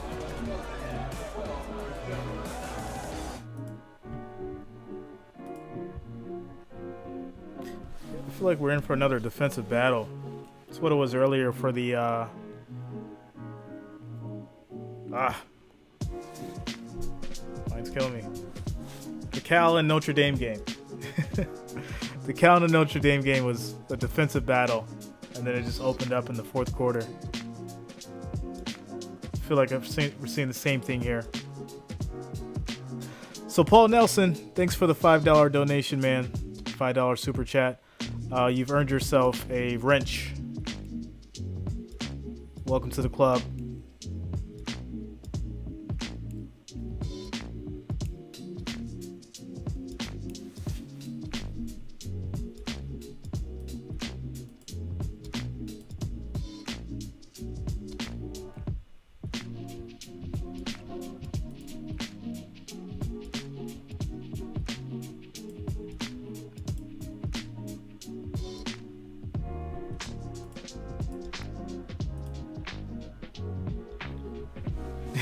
The ref helped. The Hurricanes defense, though, man. I feel like it's kind of like the same thing that, you know, as earlier.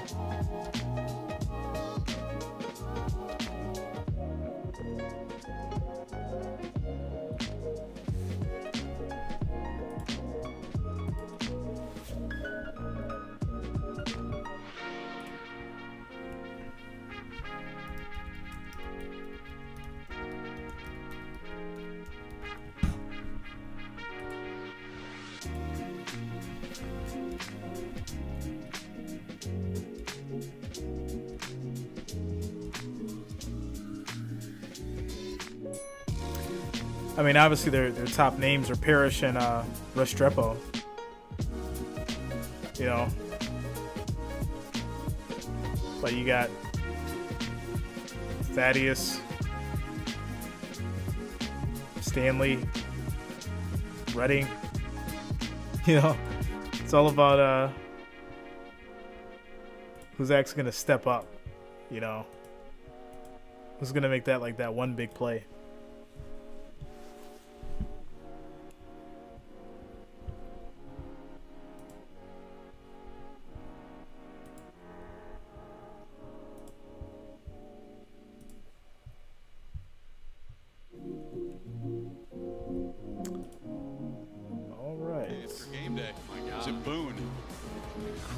last play of the game. Heave-ho, Chase Bryce hits it.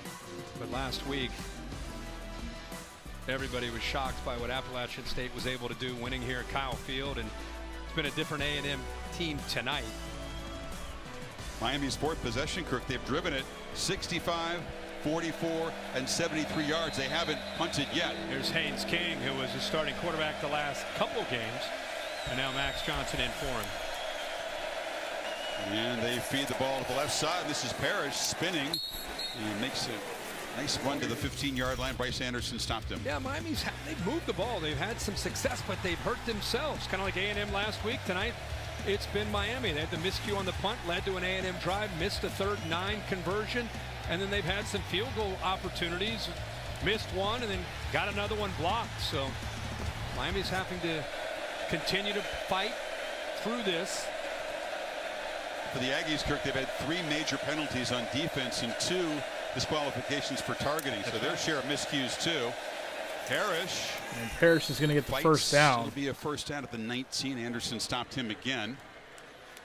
You know, without having that game breaker on the outside, at least yet at this point, with these young receivers, nobody proven, it makes it where you have to be a little bit more methodical. This is an offense with Mario Williams and with Mario Cristobal that they just feel like they have to have an ability to sustain drives, hit the underneath throws, run the football. Just one catch for Mallory, the tight end, for 2 yards. This is Parrish again. Insider steps and fights hard, runs much bigger than his size, and the former Ole Miss Rebel gets the ball to the 30. Royo sets the edge there on the left. It's big tight end, number 80 right here, and then he comes in and he's able to bounce to the outside. Just kind of feels it, and then shows you he's got acceleration, but he can lower that shoulder for a smaller back and run through those arm tackles. You see Knighton, who's back in the game, flash. Parrish 3 for 22 on this drive. And Knighton this time hit in the backfield and knocked down by Isaiah Riggs. Holly? You talk about leg drive for Miami on that last carry. I was listening into the running back coach, Kevin Smith, talk to his team, and he told them you're not moving your knees high enough. When you get hit, that's when the knees have to pump harder. You saw that great movement, move the pile, and Kevin Smith doing a great job. He also came from Ole Miss. It's one of the reasons he got his running back to follow him. Yeah, great point.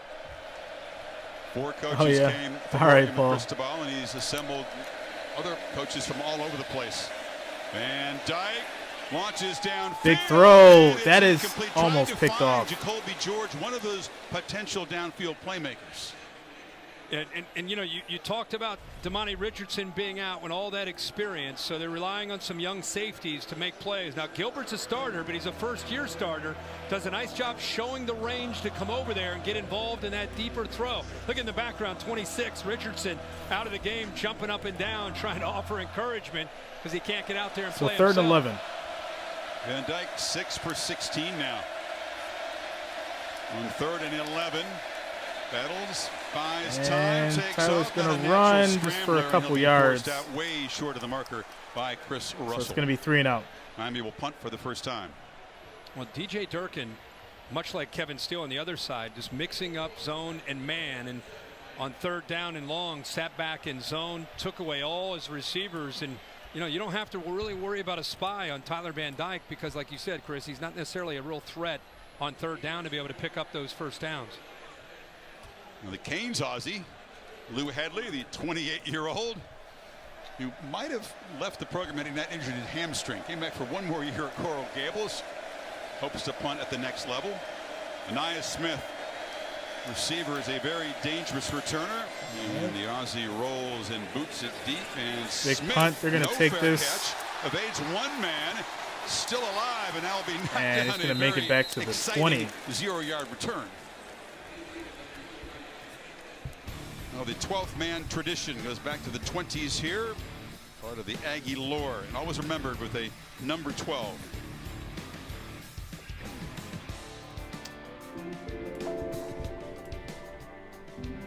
All right, so we're going to take another quick commercial break. Score is still locked in. 10 Texas, 3 Miami. Texas has the ball.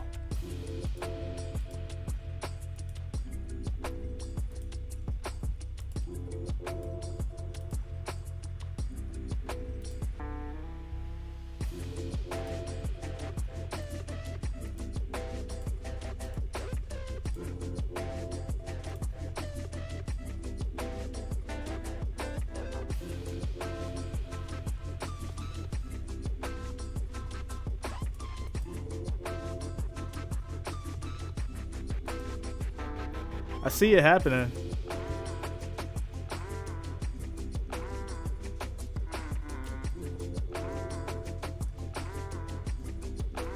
I feel like it's like I said earlier, like the Cal and Notre Dame game. It was like chess for like the first 2 quarters, and then it opened up in the third.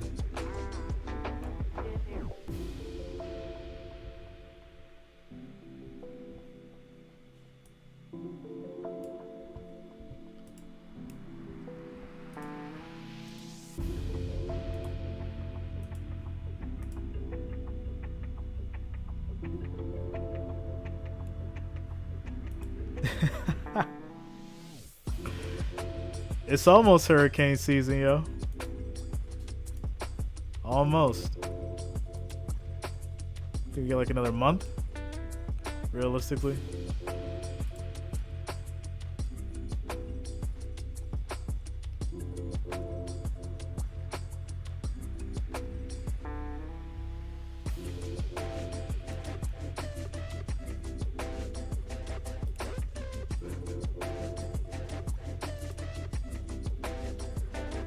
Oh no, without a doubt, the refs definitely saved Notre Dame. That's without a doubt, bro.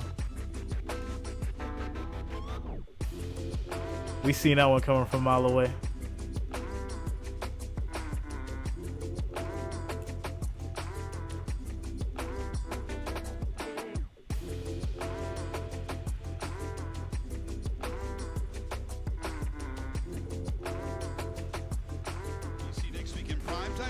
Saturday Night Football back to the Horseshoe. Buckeyes put 77 in. Yo, did anybody know that Wisconsin, the Badgers, the WNBA Finals is on? Points scored in lopsided win. That's not a joke. I really need to know if anybody knew if the WNBA Finals is on right now. Both teams need that win. Or going on. It's fun to see them collide early. Johnson hands off, and this is Amari Daniels, Miami Central High School product. So pumped up tonight. A 5-yard run. The game's roster, but probably played with them since he was 5 or 6 years by old. Daniels. Boy, they're pulling those linemen around and giving A-Chain a chance to kind of pick, just wait to the outside and then wait until he can actually, it's Amari Daniels, just wait till he gets to the outside and then accelerate through that hole. Nice outside zone, pulling the lineman up front. Moko led the way there, 66. It has not been the offensive explosion many Aggie fans were hoping for when they put Johnson in. It's been a grinding effort. The ground game has been important. This is Daniels again. This time he is Daniels swarmed going to get about 3 just yards. short of the marker. And Chance Williams got him. 3rd and 1 coming up. 3rd and short. Kind of new coming into this Jay, game. they don't promote it all, man. Like, I didn't even know like the finals were going on right now for WNBA. They don't have, just like Miami, Like, they have to promote vertical threat. And so you're looking at running the ball with A-Chain and hitting some of the underneath throws, intermediate throws. So you knew the pit would be a war on both sides. Oh yeah, really Paul. lived up to that. Short yardage backfield. Crown over in front of Johnson. The same 2 guys who were lined up when they scored their short touchdown. And that's a Texas first down. It's just a first down across the 30. This time Kevin Steele on that short yardage, trying to get those linebackers to be able to hit a gap, shoot a gap at A&M's offensive line.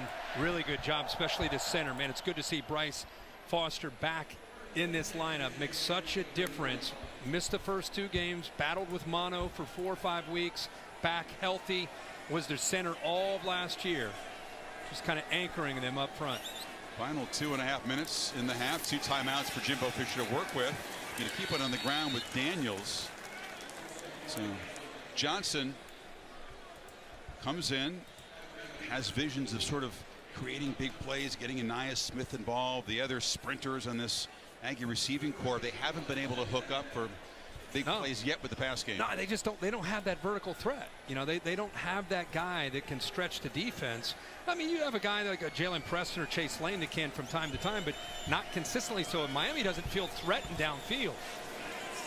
A-Chain out of the backfield. He's a threat, Quick but throw. a nice open field tackle. Gets That's a the way few to get him yards in. out of it. Cameron Kitchens, that's a tough assignment against 6 in the open field.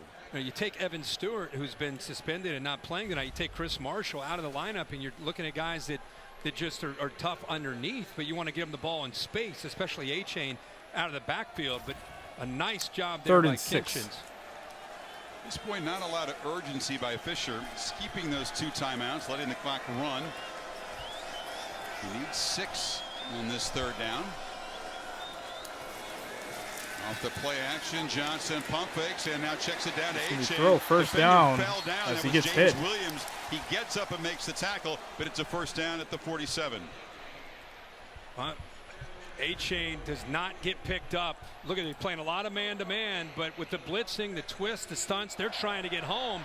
And of all the guys you want to leave alone, that's not the guy. Miami's going to call a quick timeout here to regroup. But yeah, you don't want to leave A-Chain alone there on the 3rd down. See if the Aggies can make something with the final 53 seconds when you come back.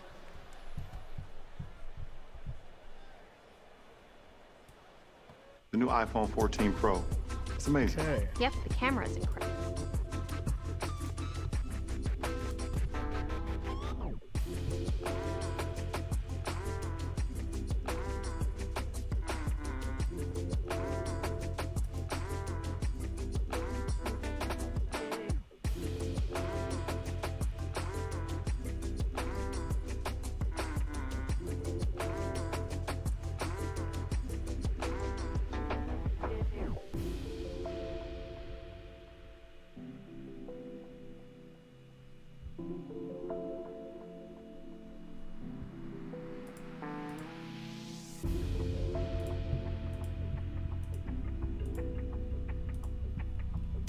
All right, so on a quick commercial break, as far as the votes go, 68 votes, 59% still say that the Hurricanes are going to take this thing, walk away with the dub.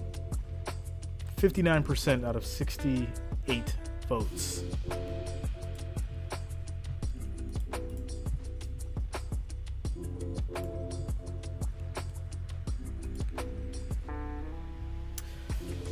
For my NFL fans, Bills fans specifically, Gabe Davis is questionable for Monday after an ankle injury.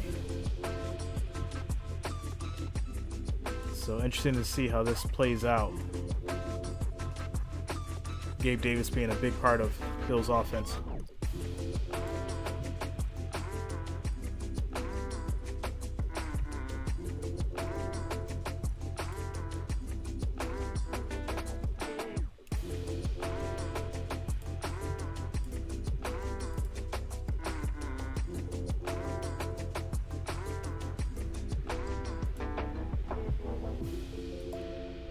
.53 seconds left in the second quarter here before halftime.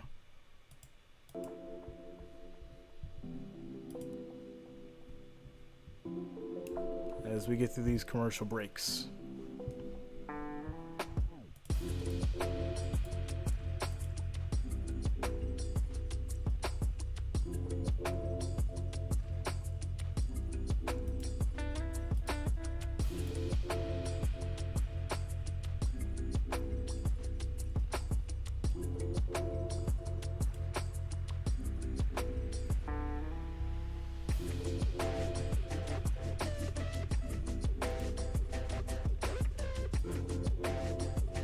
Yeah, so Jay, I think the problem is they don't market enough, bro.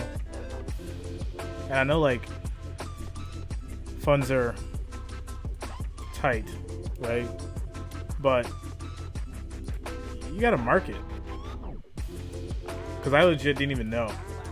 What a finish we had in Boone when a college football Saturday, and Georgia still looks the part. Jesse Palmer, Joey Galloway join me coming up at the half. Chris and Kirk, what a day it's been across the country. We say that again, Matt, right? Matty. A month it's been. Unreal. First down.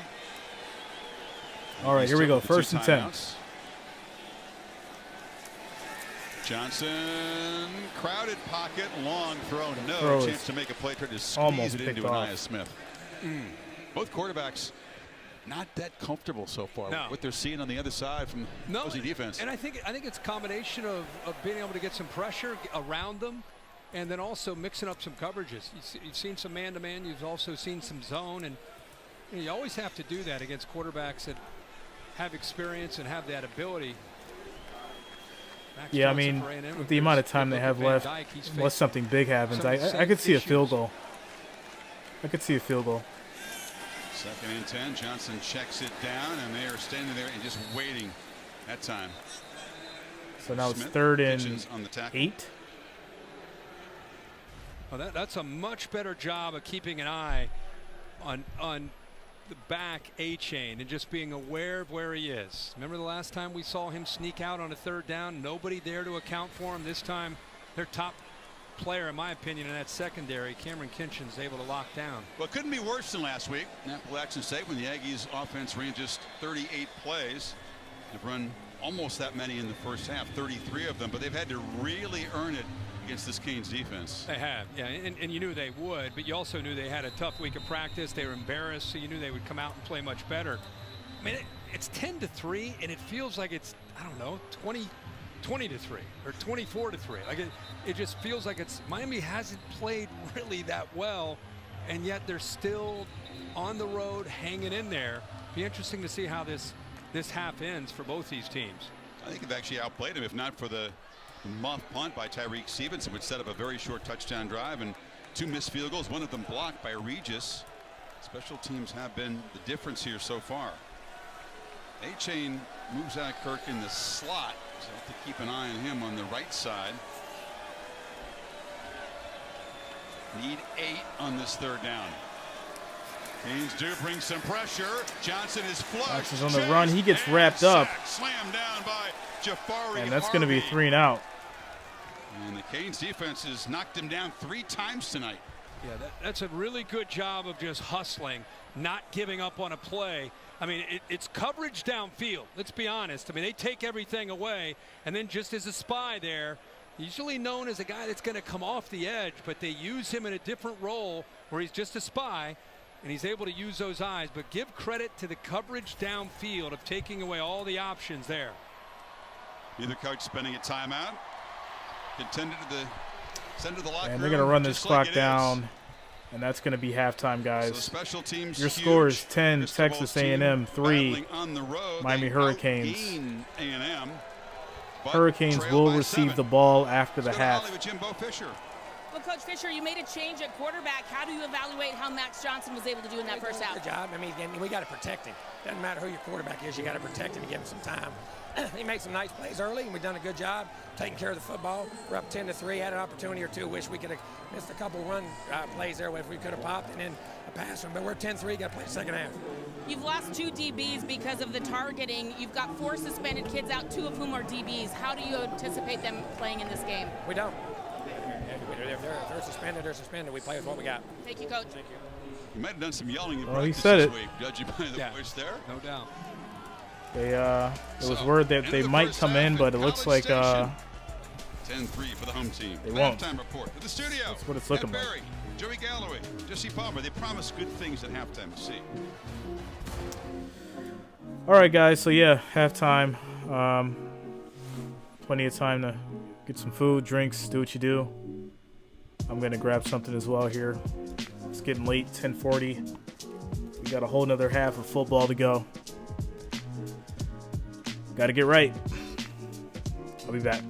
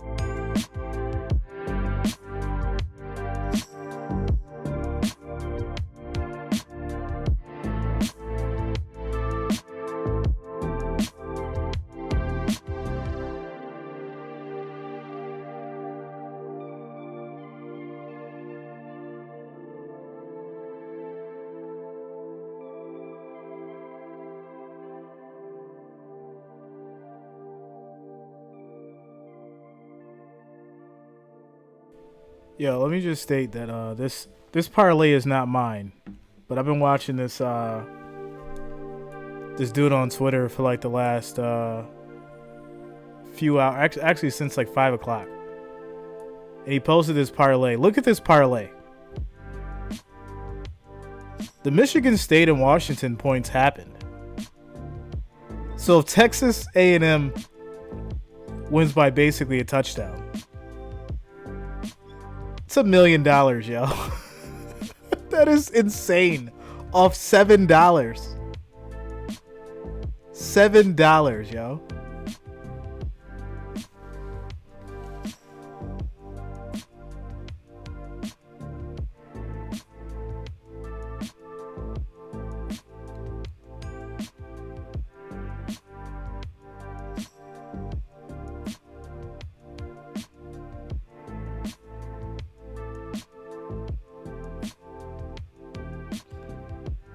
He cashed out.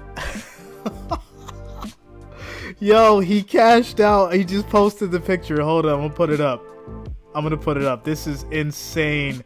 He cashed out. Now just imagine. Hold on, let me put this up so y'all can see it. That is wild. He cashed out. Wait till you see what he cashed out for.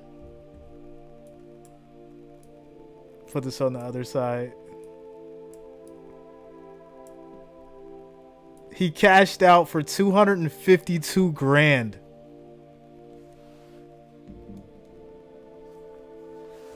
$252,000 off $7.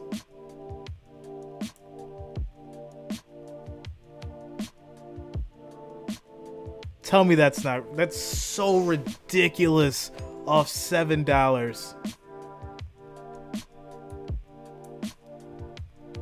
Full disclosure, these are not my bets. This is somebody I was following on Twitter.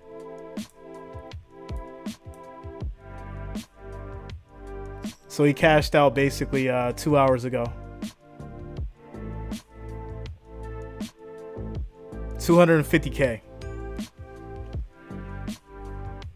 Unbelievable.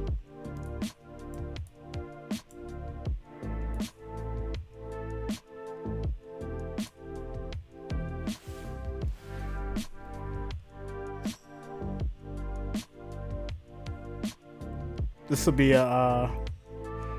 some nice content to post. Probably drop a video about it later. Yeah, man, congrats to him. Like that's wild. I mean, he hit the Michigan State and Washington over 56.5, and this last game is what he would need for that million. So I'm interested to see how this plays out. I really am. Really interested to see how this plays out. Because if Texas A&M wins by a touchdown, yeah, the 250 is cool. But after your taxes and everything, you'll probably get back around like, what, 190? So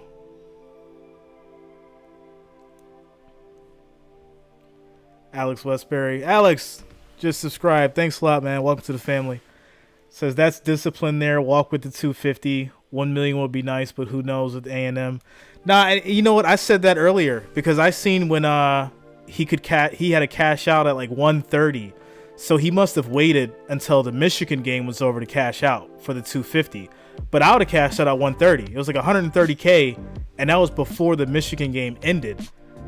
So then I guess the Michigan game ended, and they probably upped it to 250K. But what's crazy to me is that FanDuel basically risked $750,000 on one game, right? Like they didn't say, all right, you got all these right, here's $500,000, or here's 750, and the last 250 is, as if, Texas A&M pulls this off. It was like, hey, we'll give you 250, but if you want to hold out and see what happens with Texas A&M, you could win 700,000 more. That's wild to me.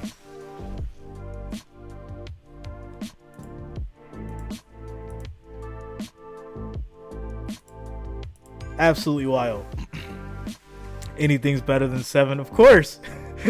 I mean, $100 would have been better than 7, but to make $250K, man, I need to know what kind of list he got, because that ain't easy, bro. That is not easy.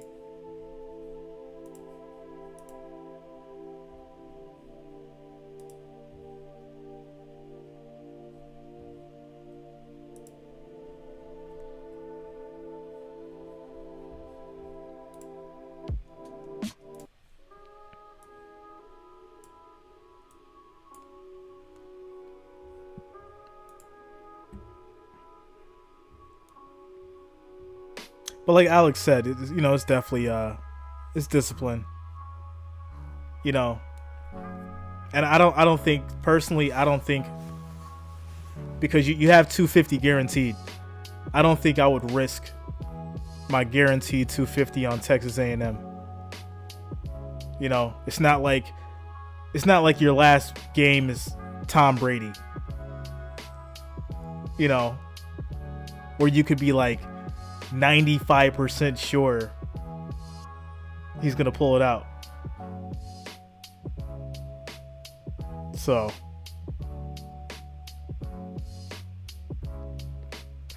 $190K after taxes, clears the mortgage next week. $7 can ride all the right. Just do it all again. Just do it all again, and let it ride that time for the million. Oh man. Nah, but for real, congrats to him.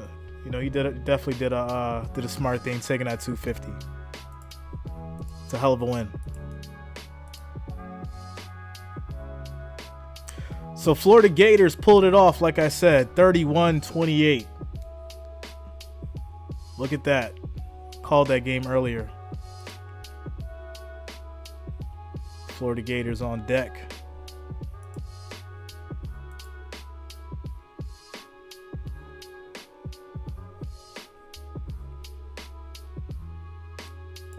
I've been I want to see what he's going to say after this game, because like I said, if Texas A&M wins by a touchdown, even though he took the 250, he's going to have a slight sting in his stomach, yo. Unless you're somebody that already has money. But if you never had that kind of money, and to know you could have had $1 million, it's a different feeling. One decision away from $1 million. One.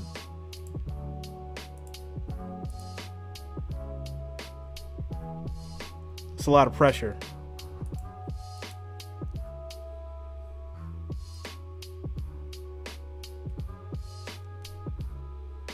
J Love. Nah, for real, yo. There's a lot that you could do with $250K. There's a lot. No matter if you're rich, broke, in the middle, there's a lot you can do with $250K. So he made the right move. But like I said, it's gonna be real interesting to see if Texas A&M wins by a touchdown.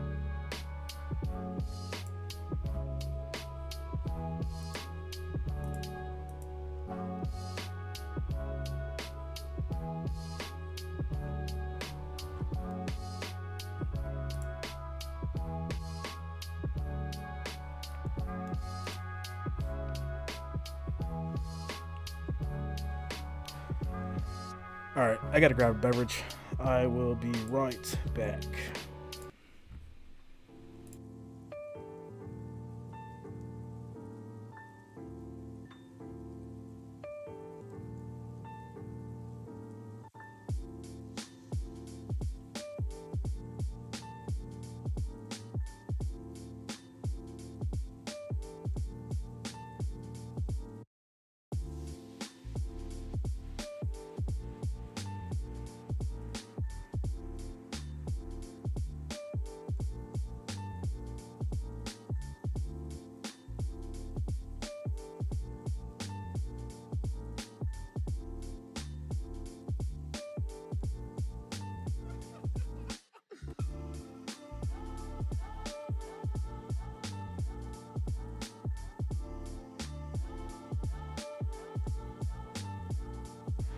Miami to get the football first to begin the second half, down by 7.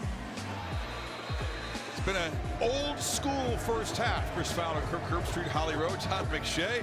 Both quarterbacks uncomfortable by the other defense. The running game's been the better choice for both offenses. Special teams miscues by Miami have made the difference. So Gino, Tyler Van Dyke, the Hurricanes have been playing here to analyze decent this NFL prospect. before this game. In the first 30, it's been a tough go for Tyler so far. Yeah, it has, Chris. And we talked about him as a potential first-round pick because of the unique arm talent. The next step in his development is looking off safeties, being better with his eye discipline. You're going to see all first half. He's staring down his initial target, and that's allowing safeties to get back into the play. That was the initial play, and then a critical play here, rolling out to his right. If he just looks off the safety down the middle of the field, he's going to buy himself an extra step. Now, listen, part of it's because of the receivers, but he's only 3. I'm assuming they will. I mean, you know, considering after halftime. Running game, they feed Parrish, and the Aggies begin to swarm that. You know, and Todd, the interesting thing is this is a secondary that's talent-wise, I would say it's about even. Suspensions, and you know, I've seen a couple guys. There's a bunch of suspensions for Texas A&M right now. It's affecting their defense. For that, you know, to be able to affect them with your eyes. We'll see if you know, some kind of adjustments they make here in this second half as an offensive unit, including Van Dyke. And the catch made by Redding on the edge. You know, quarterbacks have their favorite reliable targets, and Xavier Restrepo is that for Van Dyke. He worked with him over the summer much more than these other guys. He's his roommate. He doesn't drop the ball. He's out with a foot injury, and it's made a huge difference, I think. If you go back to Charleston Rambo, who's no Texas A&M was highly favored in this game too, even after the loss they just took looking at somebody to by a touchdown. Out. And you know, now that he's not here, you're the second half here. Who's that guy going to be? And Parrish just stumbles to the ground. We know he's watching the game, and send our best to him for a quick recovery. It'll be right out of the gate here. And with him at home watching, you know, we talk about the tight ends. You know, you got Arroyo, you've got Mowry, who are capable. But really, if they're going to hit a big play, it's going to be Jacoby George. You got Keyshawn Smith, Rashard Smith. Somebody's going to have to make a play downfield. Otherwise, they're going to have to go 12 and 13, 14 plays to try to put points on the board. Jalen Knighton is certainly capable of creating out of the backfield. They have moved the ball. I mean, they've been in the red zone a couple times. There's a whistle. Mario, it's gonna be he just didn't like what he saw. He was trying to hurry them timeout, up to get them to run the play. I mean, he was winding his arm up, and you can see how frustrated he is that they had to use that first time out here early in the second half. Holly? Mario Cristobal of Miami was pleased with some things in the first half, but he said we made too many mistakes. We hurt ourselves. The points we got on the board for Texas A&M were our fault. He did like their running game, that it got going early, but he said they started to squeeze them, squeezing the counters, pulling those ends in too close. He wants to get back to that here in the second half. And then he said our passing game has to be more efficient. He thought in the red zone their passing was so inefficient. He just wants them to play good, clean football. And he yelled at his team as they ran by him out on the field. One play at a time. They're still right in this ball game. Yeah, that's kind of been their motto, Holly, as you know, in the talk that we had with them, like stay calm. Play that next play, one play at a time, fight through this adversity. Thing that, Holly, that report is great because the red zone area for them, not only not able to come away with some touchdowns, but they have penalties, costly penalties on both red zone trips that put him behind the sticks. Pretty easy against Bethune-Cookman and Southern Miss in the red zone. Not so far tonight. Van Dyke is flush. Van Dyke is on the move, and he's going to get a couple yards after the run. Yeah, nobody open. Nobody open. I mean, he worked through, looked through his progressions, but DJ Durkin implementing some man, using those safeties, anything over the middle, they're doubling up with safety support downfield. And he just had nobody to throw it underneath to. So another third down and long. Canes had some success on third down early, but lately they've been third and too long. Now they're showing pressure. DJ Durkin is running down the sideline. They're checking with Miami to maybe get out of that pressure. Still communicating as the ball is snapped. They do bring pressure. Long throw. And that throw is incomplete. Off the mark to Keyshawn. That's going to be a 3-and-out to Miami. That's an example. We keep talking about working through and developing chemistry, and you're going to anticipate and make this throw. Look when he throws his football. I mean, that's early, right? His receiver is not even close to being out of his break, and that's a tough throw to make unless you're working with a receiver that you work all summer with and you work the timing out. On a third down, a long throw like that, he gets the ball out, anticipates, which you love, but the receiver and he just not quite on the same page. That's on Van Dyke? Well, Quick or the receiver? It's him still learning. Everybody runs that out cut differently from a timing standpoint, so they just got to continue to work on that. Tough to do in a game, right? Nia Smith backtracks to receive Headley's line drive punt and be knocked down at the 25-yard line. So Miami empty in the first possession of the third quarter, and back to work goes Max Johnson trying to get the Aggie pass game going. So your score is still 10 Texas, 3 Hurricanes, as we take a quick commercial break during the timeout.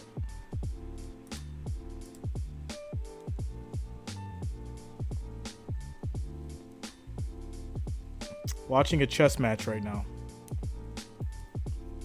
It's been all defense for the last quarter, 2 quarters almost. Say 1.5.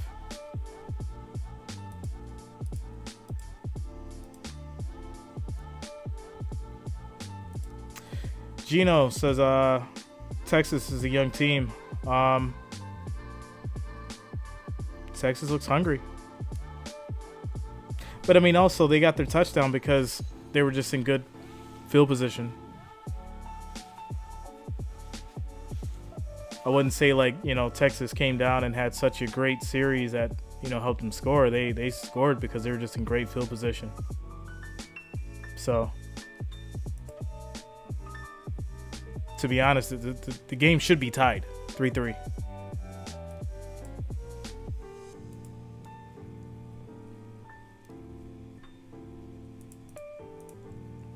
So, guys, we got 77 votes, 57% for the Hurricanes, saying that they're still going to take this thing. 12 minutes left in the third, still a lot of football left. 36 likes. We need 14 more thumbs up to get to that 50 mark. That is our next goal. So make sure you are smashing that like, that thumbs up button.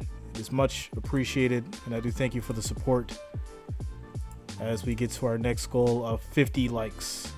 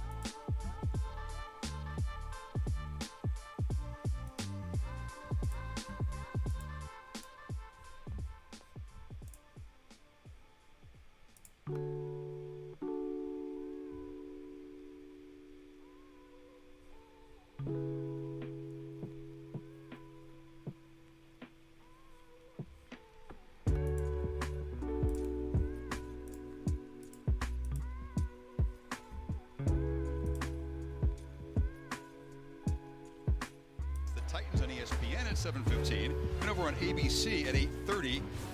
The Vikings visit the Eagles. Joe Buck, Troy Aikman, Lisa Salters on that one. Steve Levy, Louis Riddick, and Dan Orlovsky. As Josh Allen, how good was he against the Rams? How about that game and the performance by Josh Allen? About as good as you can, and with a little attitude with it, you know, running, throwing. Here's the keeper by Max Johnson. Johnson gets Not a first down. Speed of Haynes King, but he's a competent using runner. his and legs. That's the first time they've turned him loose tonight. It's a first down. He's reading Harvey. You know, he's been running this, and I thought that's kind of interesting that he's reading this in man, and I didn't know he would pull it, but it kind of surprises everybody. 6'5", 220, pulls it just enough to remind you better respect him and not collapse down on these running backs.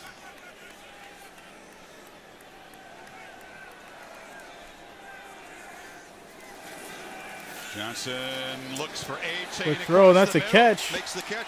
First down and more, still on his feet. And still fighting for yardage, slammed down, and a flag comes in. They'll add 15 to the end of the play. Smith, not maybe a burner, but very crafty, very strong with the football. 25 yards plus 15 on James Williams here. Yeah, their most proven receiver, most reliable. Unnecessary roughness defense, number 23, 15-yard penalty. First A-Chain works to the outside. He goes out here, and you'll see the linebacker go with him. Once he clears out, man-to-man, look at that nice throwing lane for Max Johnson to be able to get that in there. This is what makes Anaya Smith so good. He's a running back out there playing wide receiver. And Miami, another costly mistake here, trying to bring him down. Body slams up there by James Williams at 15 yards on. Miscalled the penalty. It was definitely 0. So the Aggies suddenly set up at the 25, threatening to add to this lead. So 1st and 10 after the penalty. A-Chain hit in the backfield and spun down for a loss. That's big. Akeem Mesidor. Strong. A-Chain's going to lose a yard on the run. And Max Johnson liked to have that one back. Mesidor fooled him. See his reaction. He's reading. Again, the zone read here by the big man. He collapses down. He's got to pull that. Watch 14. Oh, he's frustrated with himself. Knows he should have pulled that and went around that edge. Little wrinkle here for the Aggie offense that Canes defense not quite expecting. He's trying to keep the edge defender off of A-Chain. Smith goes in motion. Johnson looks for A-Chain. Good throw and a catch. He's still on his feet. 1st down and more. He's still on his feet. Keeps going. That's going to be a touchdown for Texas. A-Chain.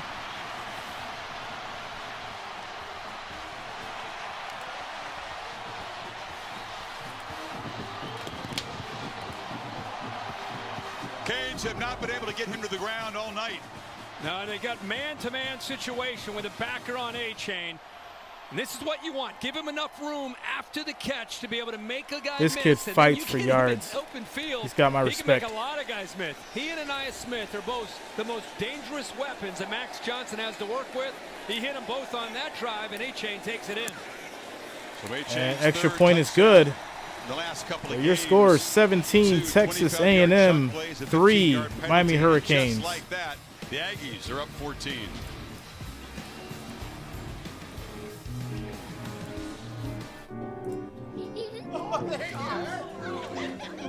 So, wow.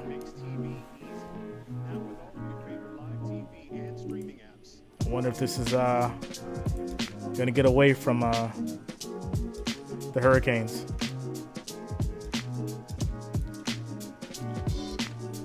I wonder if our friend who took the $250K is sweating right now. Even though he's a little bit richer.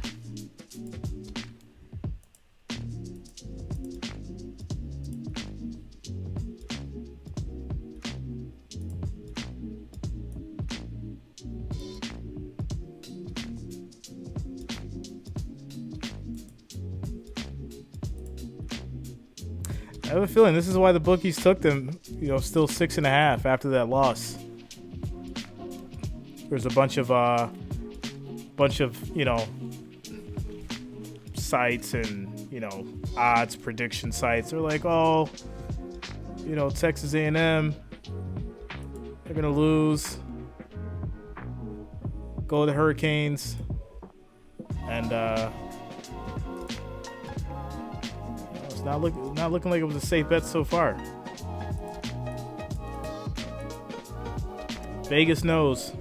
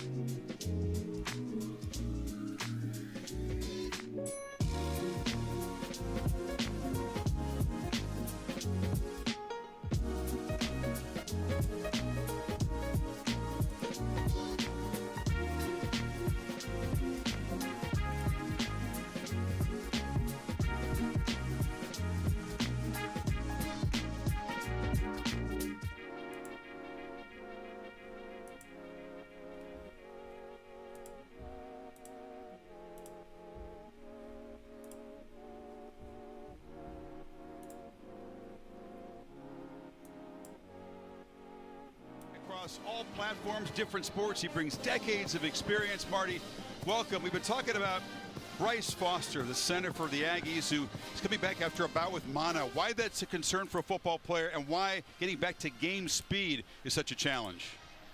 Wow, what he is doing today is absolutely remarkable. He battled weight loss. He battled severe fatigue. And mono is taken very seriously by the medical staffs because the spleen can actually enlarge, and you have to stay out of all contact sports, vigorous exercise. And not only did he battle the weight loss and the conditioning issues and fatigue, he is battling tonight. Oh my God, I am so impressed. I expected him to be sharing snaps, and he is protecting Max Johnson to a T. A sign of that world-class athlete he is and that incredible shot putter he is, doing double duty for the Aggies. Yeah, Marty, we thought he'd be limited. He's been out there, and he's been making a difference on that Aggie offensive line, Kirk. Marty, I can tell you, not only do you know medicine, you know football, because, boy, did they miss him last week. You know, they didn't have the leadership. There he is right there. This guy played as a true freshman. And they said having him inserted back in the lineup is going to be a big difference. And you've seen it. I think we've all seen it, right? He is winded between series. I see him, but he's digging down.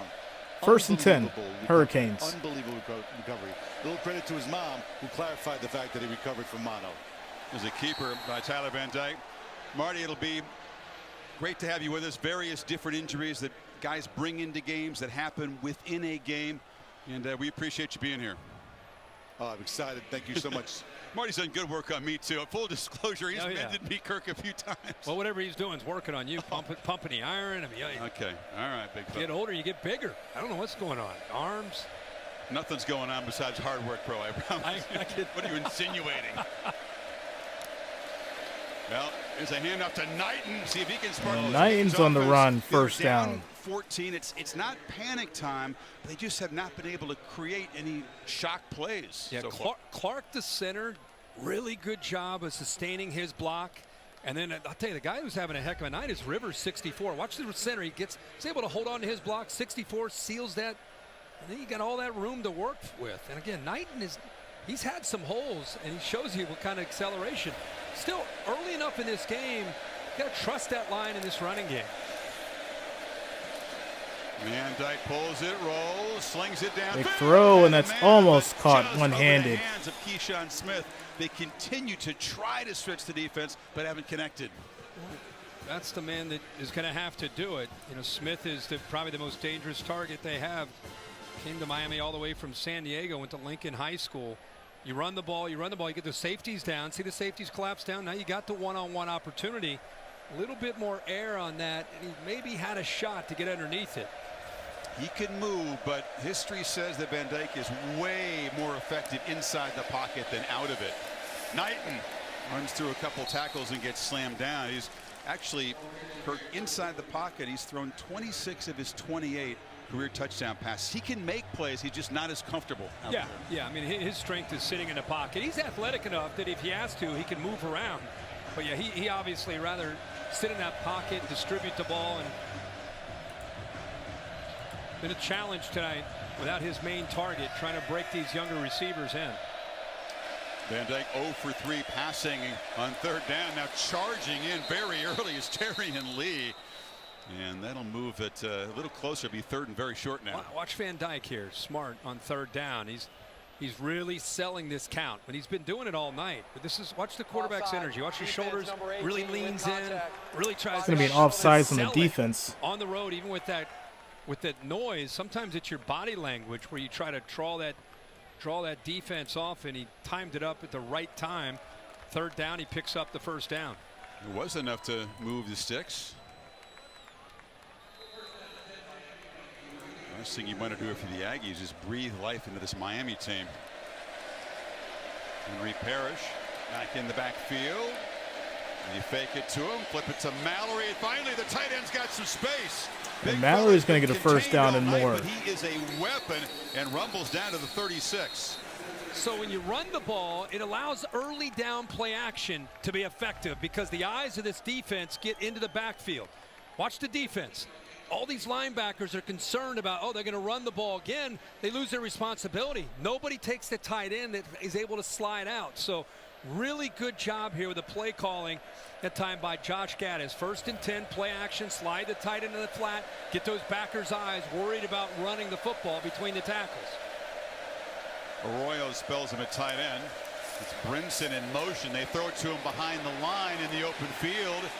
Makes one man miss, but can't get a block on the edge and is forced out for a 1-yard loss by Antonio Johnson, nickelback. Yeah, I'll tell you, Bryce Anderson, wondered how a true freshman, and there are a lot of true freshmen in this 2-deep. They've recruited obviously very well, but when Damani Richardson, the leader on the back end, went out with a targeting call, 34 starts went with him. You bring in a true freshman, Bryce Anderson. And up to this point, young man has held his own on the back end. 9 true freshmen have played on defense for this Aggie team.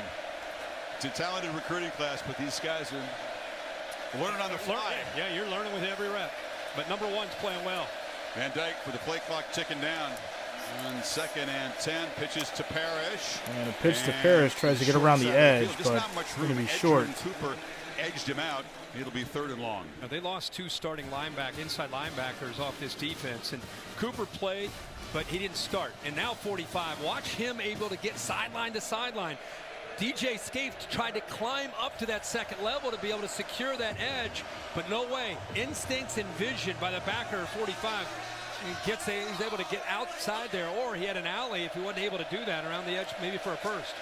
It's fringe field goal range, and Borregales has missed 2, so Cristobal and Gaddis may be thinking 2 plays to get these 8 yards.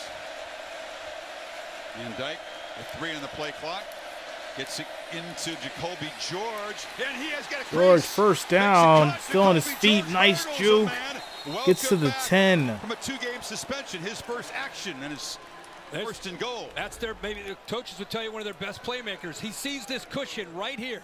It's 2-on-2 to the left of that receiver. They've got to make those blocks. He's got to outrun the man that had him. He did it. They secure their blocks.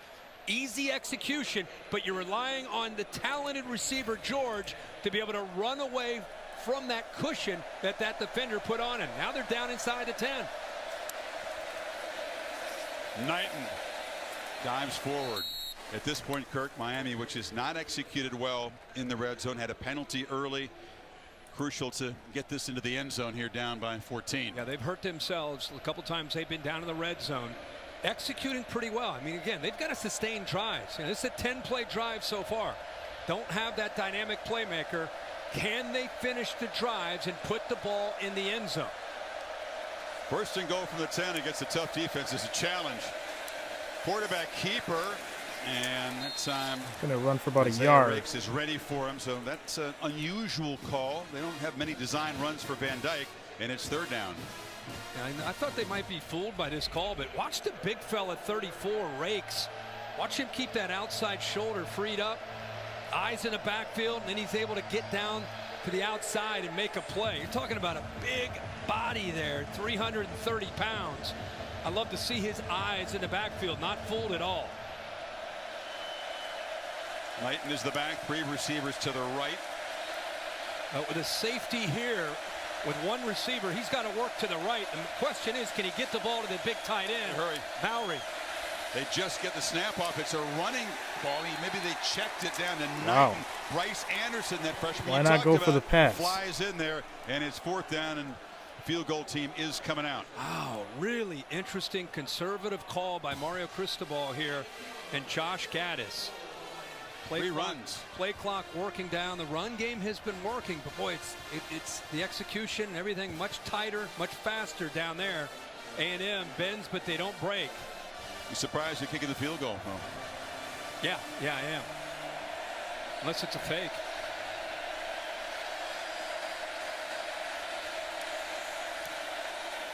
It's a chip shot. And field goal is good. 2 for 4.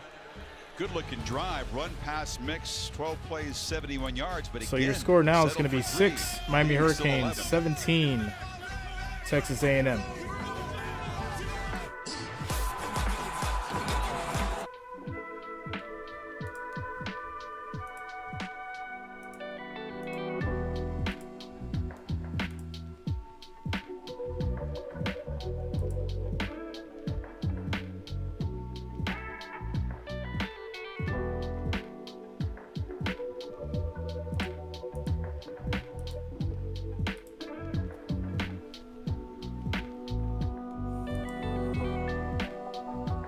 4 minutes left in the third. 4 minutes and 4 seconds.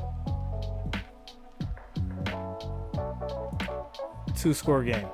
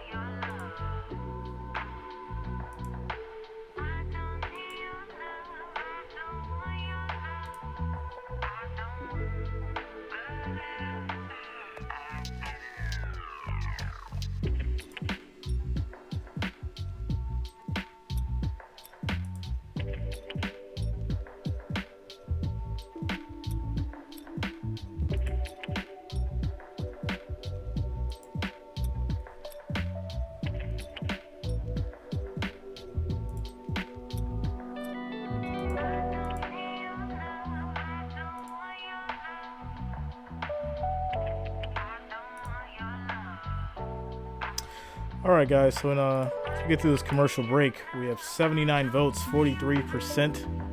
A&M, 57% Hurricanes. Miami fans looking for the comeback.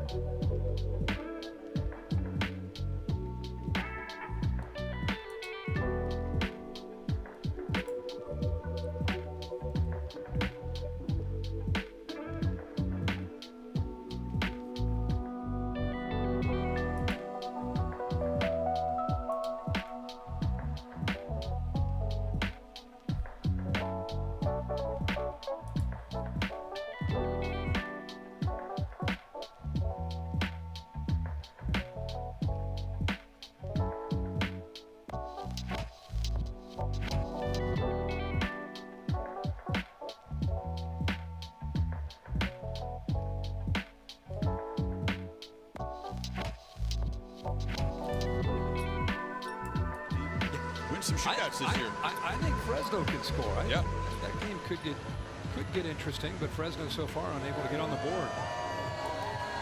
A-chain back. See if Borregales gives them a chance to return it. That'll land in the end zone.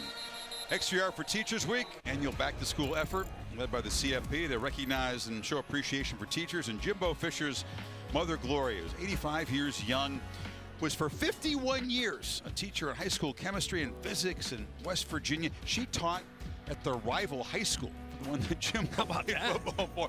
All of her students were like going against him on the football field, but he was just speaking with great admiration for his mom and that's great. Half century of teaching. Unbelievable. Making a difference in so many lives. That's a pretty good story that she's teaching at the rival school. If you're watching, Gloria, we salute you. Extra yard for teachers. Johnson on the run. He's made an impact as a runner here. He's going to get about 5 yards on the run. For 6. The second. Yeah, like you said, Chris, he's 4. been running a few zone reads. This time, I don't think he had any intention at all of throwing that football. He got outside, got behind Anias, who was out into the flat, and said, I can beat this linebacker and pick up some yards. I think he feels, remember, he didn't start the first 2 games. That was his first half of football really all year. And I think he's starting to settle into the game and feel a lot better here in the second half. He was 2 for 2 on that last drive. You're not counting mop up against Sam Houston. No, I'm sorry. And I think, you go back to 14 starts that he had at LSU, and, whether it was great games or wins or losses, it's irrelevant to me. It's the experience he gained. A lot of people assumed he would win the starting job. The reason he didn't is Haynes King's running threat. in this system, and then also the knowledge of Jimbo Fisher's scheme. 3rd year in the system. That's why they went with the hunch, thinking Haynes would provide more.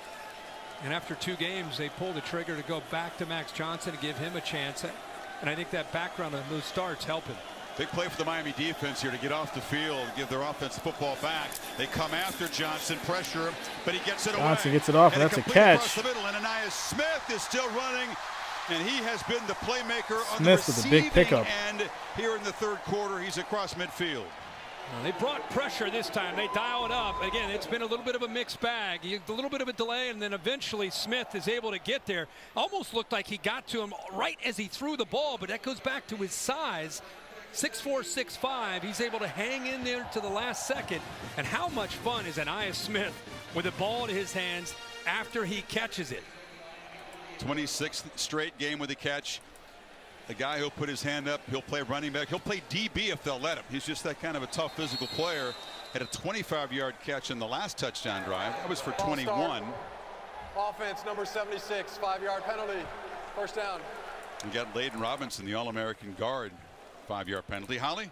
Well, we talked to Anais Smith about why he's so athletic, why he has that wiggle, can do a little bit of everything. And he said he played a lot of different sports growing up. He said he played baseball, and he really thought that being an outfielder and a shortstop helped him, particularly the outfield helping him track the ball.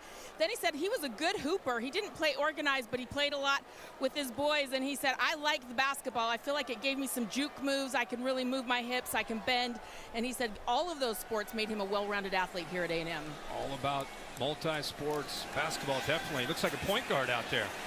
Johnson on the move. Takes off, tucks the football, and takes a hit from DJ Ivey. But again, a very productive gain on 1st and long. Yeah, making better decisions here in his second half. And you know, you love to see him work through his progressions. And I think people that are going to be scouting Jimbo Fisher's offense with Max Johnson now as a starter, the assumption is that 13 Haynes King, if he comes in, he's got the speed, and he's the runner. But as we're seeing, Johnson isn't a runner, but he's showing he can do enough to make you have to respect it. This guy's a runner, and this time they get him to the ground. Miami has had a hard time tackling him as this game is worn on. Keontre Smith got him that time. Notice those ends aren't collapsing on that zone read anymore. That time the read was on Harvey, 12. And he's threatened about Max Johnson pulling it, so he's staying outside. That's what opened up that initial hole. There's another 3rd down. Clock bleeding away. Final minute of the quarter. As A&M would love to continue to chew on this clock, build this lead. Smith, though, is going to be dropped for a Smith's loss. Smith's going to lose 2 yards. Canes were ready for number 6. They swarm in there. And this clock's probably going to run down to the end of the 3rd. And Kevin Steele is dialing up things, feeling the sense of urgency, down 17-6 with Miami electing to kick the field goal. Still down 11 points. Man, again, it's so good to see Kevin Steele back coaching defense. But he dialed up some pressure that time on that 3rd and short. Crowd is urging Jimbo to go for it here. He's just going to let the rest of this 3rd quarter tick away. Have an opportunity to move the chains, work on the clock, perhaps add some points, or he could try to pin Miami back. We'll talk about it. The final quarter coming up. The Aggies had a touchdown, the Canes a field goal, and we'll head to the final quarter. So that's going to be the end of the 3rd, guys. The margin 11. And we're on to the 4th now. Score is 17, Texas A&M, Miami Hurricanes 6. End of the 3rd quarter.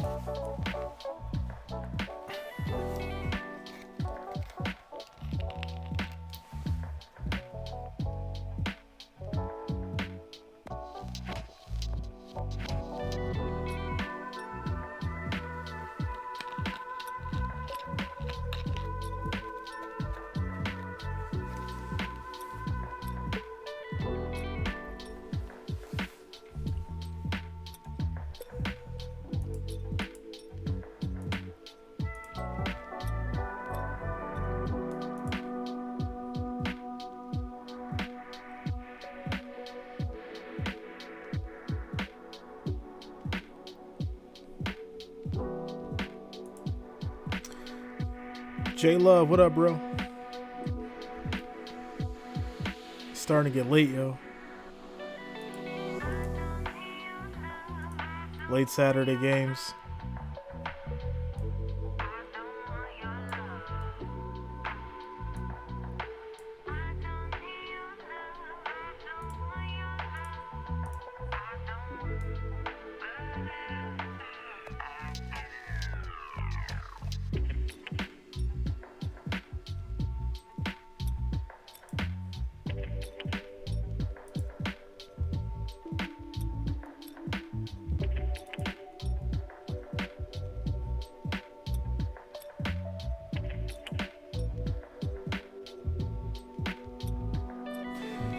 Yeah, man. Yeah, we're gonna ride this one to the wheels fall off. Tired or not, you know how it go.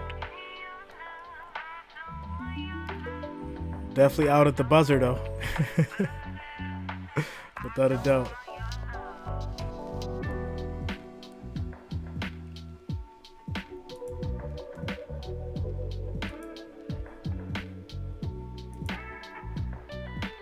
We got all day tomorrow.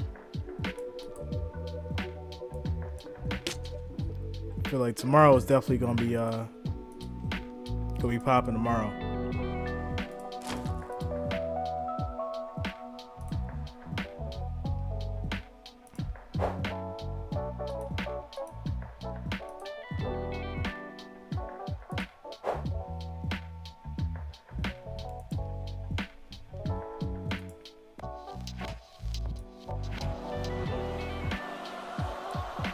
Love the sway into the third quarter. Third largest in the history of this place. 107-245.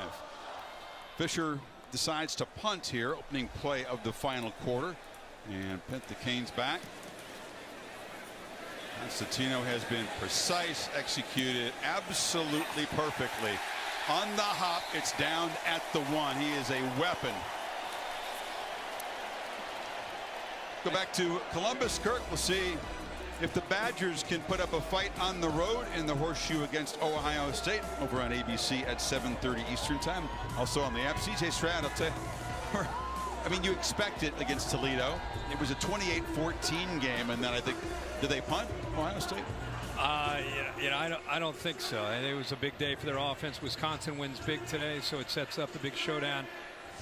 Both those teams always play, and a lot of times you feel like it's a potential preview of the Big Ten championship, so there'll be go time. And Jimmy Leonard defense always tough. Let's see what happens here. Ball is pinned deep, Miami territory.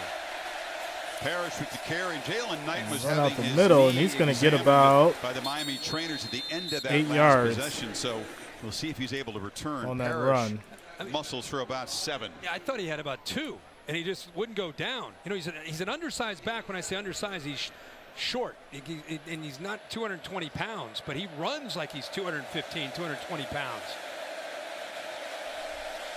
A lot of determination. And you give it to him again. He makes a cut. Ooh, and gets around that bend. Down the Got some sidelines space, and first shoved that down across and the more. 25 by Chappelle, but the Canes running game has given him some breathing room here. Boy, great vision here, and then bounces it. And watch the block on the edge, 51 and 85. They kind of double team there. Nice job. The corner gets caught up on the inside, gives him even more room around that right edge. So we saw physicality and toughness by Parrish, and then this time the vision and the speed to be able to get to that edge. Tracking toward a third consecutive 100-yard game to open his Canes career. He's got 82 on the 15 carries. They fake it to him. Van Dyke looks downfield, and an inaccurate throw. Man, he had a man, Michael Redding, running wide open and just missed him. Yeah, and the offensive line did the best job that they could in protecting him, but eventually you'll see the pressure work through. So he's waiting on this receiver to work all the way across. In order to do that, you need time. They're holding up, and then right before he throws it, you got that pressure that got into his face just enough to, I think, affect that accuracy. They haven't had receivers running free very often tonight. That time Redding was open. Into the ball game comes big fat Franklin. He is a 240-pound back. And he is met in the backfield and dropped for a loss, and it's going to be 3rd and long. Well, Cooper doing a good job of getting downhill. The backer. DJ Scaife, the tackle, versatile. And it looks like a hurricane injury here. Is down on the field. Cristobal out himself to check on him. We'll step aside. 3rd and 11 when we come back.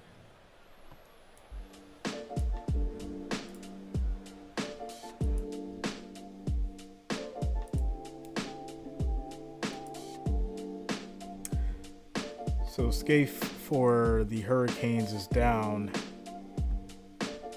Currently 3rd and 11 for the Hurricanes. 13 minutes left in the 4th. 2-possession game.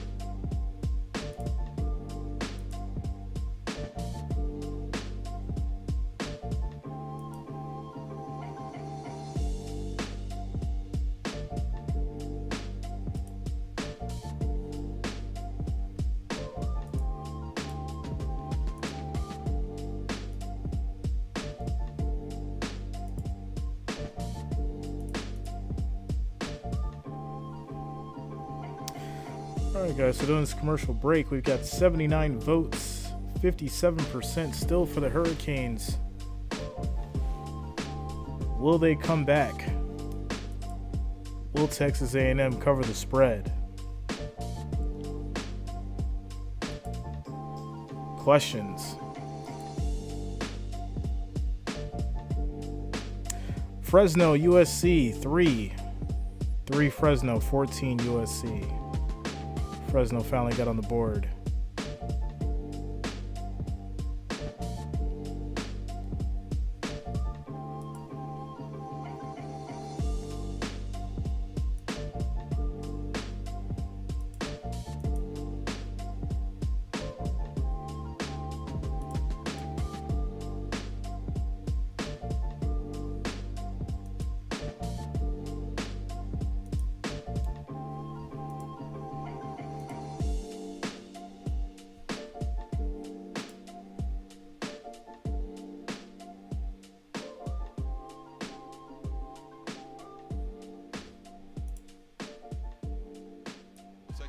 Across the country, you're going to find a larger student section. The 12-man, 37,000 football season tickets sold here. That's more than double Miami's enrollment. 37,000. That's outstanding. They got 65,000 on the campus here. So 3rd and 11. That student section trying to make some noise, make it tough for Van Dyke. They love football down here, don't they? They do. They love sports, period. What can Gaddis do to get his quarterback comfortable, to find someone to make a play here? They rush 3. He's got time. It's a long throw. The catch is made, but short of the marker, I believe. Keyshawn Smith, are they going to give him forward progress? Wow. Oak was trying to push him back. So he did have forward progress. That's going to be a first down. If you look right where he caught the ball, I mean, it's right at the line. Ball brought him back. He ran a good route. The route was about a yard or two beyond the marker, but watch the ball bring him back. Yep, that's a good job. That looks like that's a first down. Bill agrees up here, so move those sticks. Yeah, that's a first down. Conversion with time running out in the margin 11 here. Looks like A&M is going to call a timeout. Jimbo Fisher wants them to review it. He said, I'm challenging. They call for the challenge. We'll take another look. It is an important play if they do rule it 4th down, but we think it's going to stand because the catch is made there. Bill? Yeah, he's got the ball right at the line to gain, and then he's hit and driven back. He didn't bring the ball back on there by himself. That was because of the hit. There's the tackle after. That's well after the catch was made. The important part is right there. Oh, this is a great look right here. There you go, Bill. What do you think of that? Oh, that look puts it a little short. Does think? Right there, boom. he caught it. I don't know. I think it Okay, here's the confirms question. other Everybody at side. home is asking: Is it where the ball is in his chest? If you go back and watch when he secures the ball looks like it's in his chest and it's beyond the mark, but his feet don't. Watch when he secures the ball. It's the ball, though. It's the ball, not his feet. Play stands. That settles So it. the call does stand. Fisher with just 2 timeouts left, but sitting on an 11-point lead, took a chance there. In the meantime, Van Dyke still trying to create something downfield.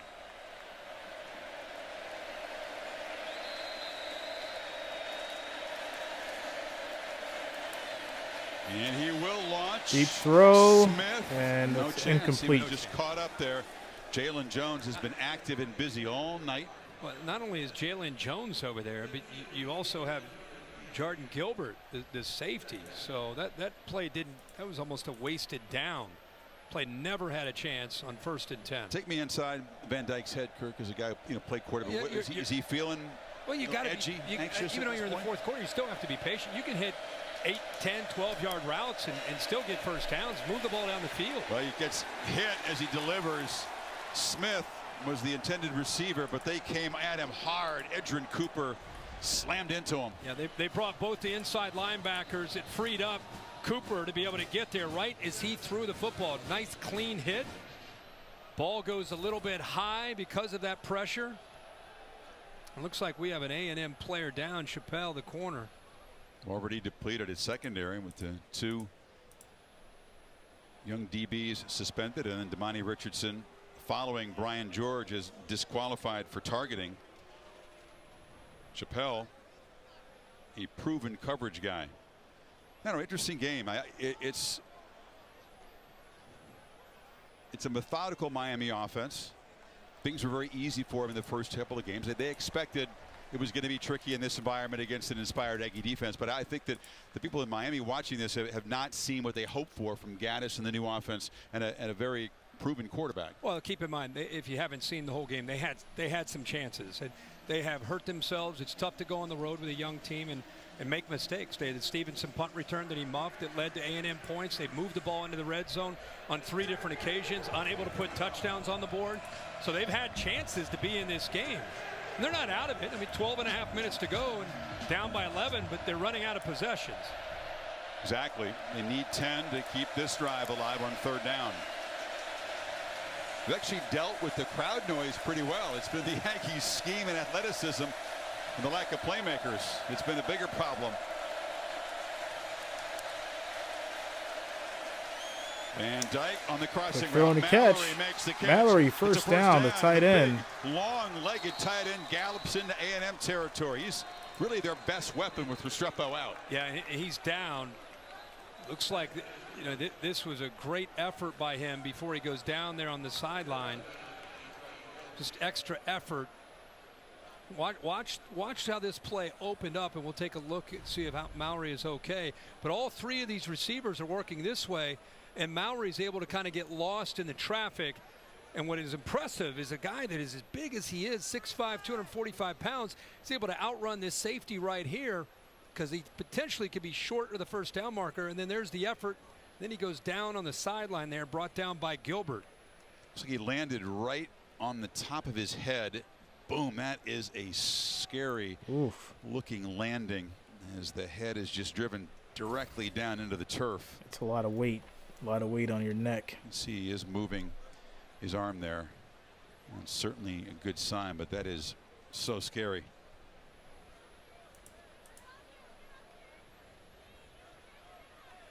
You see not only the Miami trainers and doctors, but also you see the A&M folks over there with him as well. Well, we've got our sports injury analyst, Marty Jaramillo, joining us for the first time. Marty, without doing any long-distance diagnosis, what do you see from the training staff that might indicate their particular concern with Mallory at this moment? One of the scariest situations for any medical staff is seeing your athlete face down on the ground. the video showed a direct hit onto his skull, obviously compressing his neck as well. Great sign that he's moving his hands, and now he's on his back, and they're able to stabilize him now. This will be treated like a serious cervical spine injury, and wow, transported as such. What are the steps they initially take when they get across and see a player who's landed like that? Well, first thing is making sure the basic steps of first aid: airway, breathing, circulation. As we can see, he's coming up, and he's up, and he's more. I believe shake his head. Yeah, that's certainly good news. I'm being helped to his feet. Great to see. Yeah, I know Marty speaks for all the professionals in the athletic training department, the medical staff, who do such a tremendous job across college football, and that is a huge relief to see him up and running off. Yeah, it is. It's always great news to see that, obviously, and it's something you always appreciate when you see you go down into the A&M sideline and their training staff recognizing the potential severity of it right there before the Miami trainers and medical team could even come over. But nonetheless, he is up and on the sideline, which is great. But they did pick up the first down there on that 3rd down and long. It's a 21-yard gain. They've converted 2 3rd and longs. And what is a urgent feeling drive. Now Knighton, who's back in the game after having his knee checked out earlier, picks up about 3. You go back to your question about what can you do to get Van Dyke going. This has been a rough night for him. I mean, if you go back to the quarterback that we watched and Miami fans fell in love with last year with his 9 starts, especially the last 5 or 6, this guy was throwing easily over 300 yards a game. Now, again, he had Rambo and Harley to throw to. He's working with some new receivers, but even when he's had some open guys, he hasn't necessarily really been in sync and throwing with much rhythm tonight. I think you got to go to, again, those. They go to Knighton here in the grind game, Kirk, and they're going to move the sticks. He's still and fighting. Knighton's going to push for a first down. By a bunch of Aggies as they run into the bench there, and tempers flaring. But Knighton is giving him a spark. And sometimes when you have one back in Henry Parrish run with a little bit of attitude and some toughness, it affects other backs. And Knighton got off to a good start in this game, but he's been on the sideline, and it's opened it up an opportunity for Parrish. Parrish ran tough, and Knighton said, hey, when I get out there, I want to run tough. So kind of a contagious attitude right now in that Canes backfield. Drive that began back at the 1-yard line. Moved it in 10 plays, 66 yards. Parrish spelling Knighton here. They fake it to him. Van Dyke is pressured, tries to escape, and tries to make something on the run. Just heaves it to the bench as he was hotly pursued by Antonio Johnson. Holly? Well, guys, one thing I'm noticing down here on the field is this Texas A&M secondary is getting very tired because of their issues tonight with suspensions and 2 guys out for targeting. They are very thin back there. In fact, Tyleek Chappelle, who had played every snap in this game before he went out injured, was starting to fade as well. And number 34, Isaiah Rex, the tackle, just ran off holding his left arm. Some guys have to dig deep and play bigger roles than they're used to. And some guys who've never played have to step out there like Moten and Anderson. Van Dyke rolls and delivers, and that's Jacoby George, the big first down. A couple catches tonight in his first action of the season. There's a ball thrown with some authority from Van Dyke. You talk about how he likes to throw from the pocket. He's got enough ability to be able to athletically get outside and throw. What I like is he's decisive.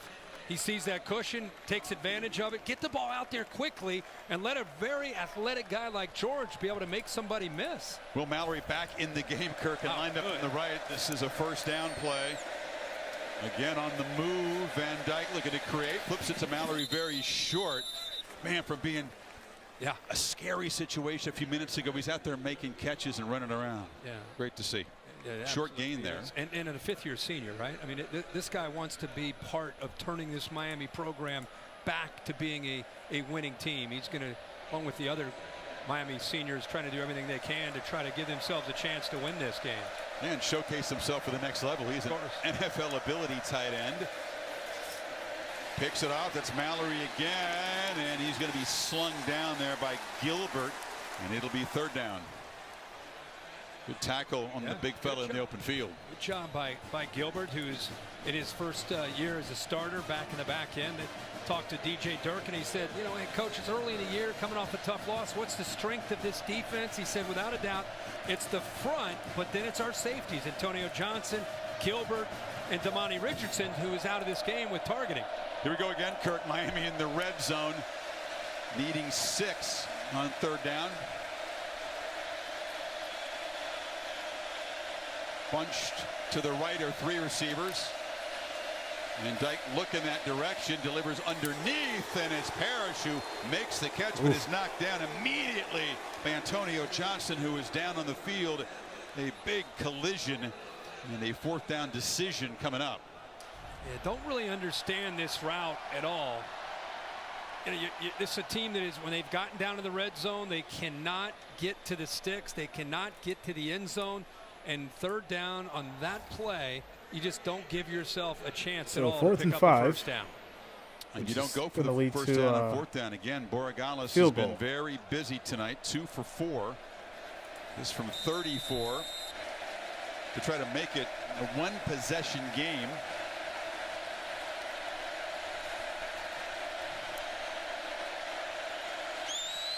And just does sneak it through. Field that goal right is upright. good.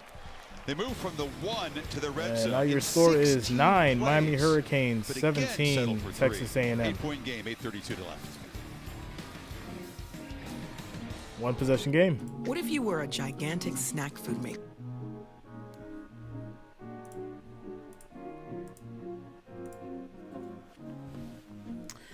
Coming back over to our votes during this commercial break. We have 80 now, 56% Hurricanes for the dub.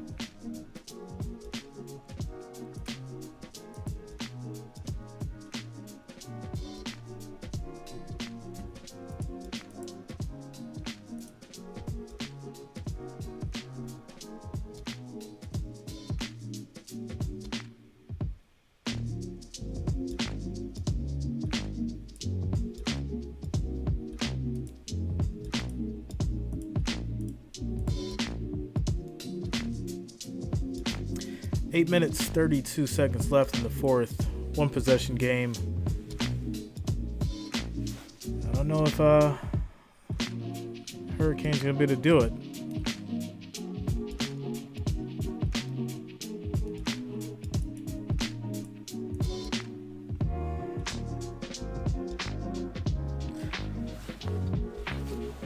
Oh, yeah. It's all about tomorrow, bro. Make sure I'm rested up. We'll be on here from 1 to 11. I'm probably going to hit the gym early. Hit the gym, get some breakfast. Hit the gym.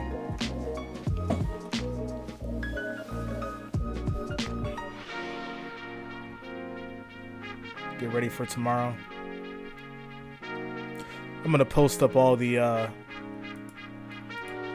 streams tonight, though. Get that out the way. The way I'm not stressing it when I'm tomorrow.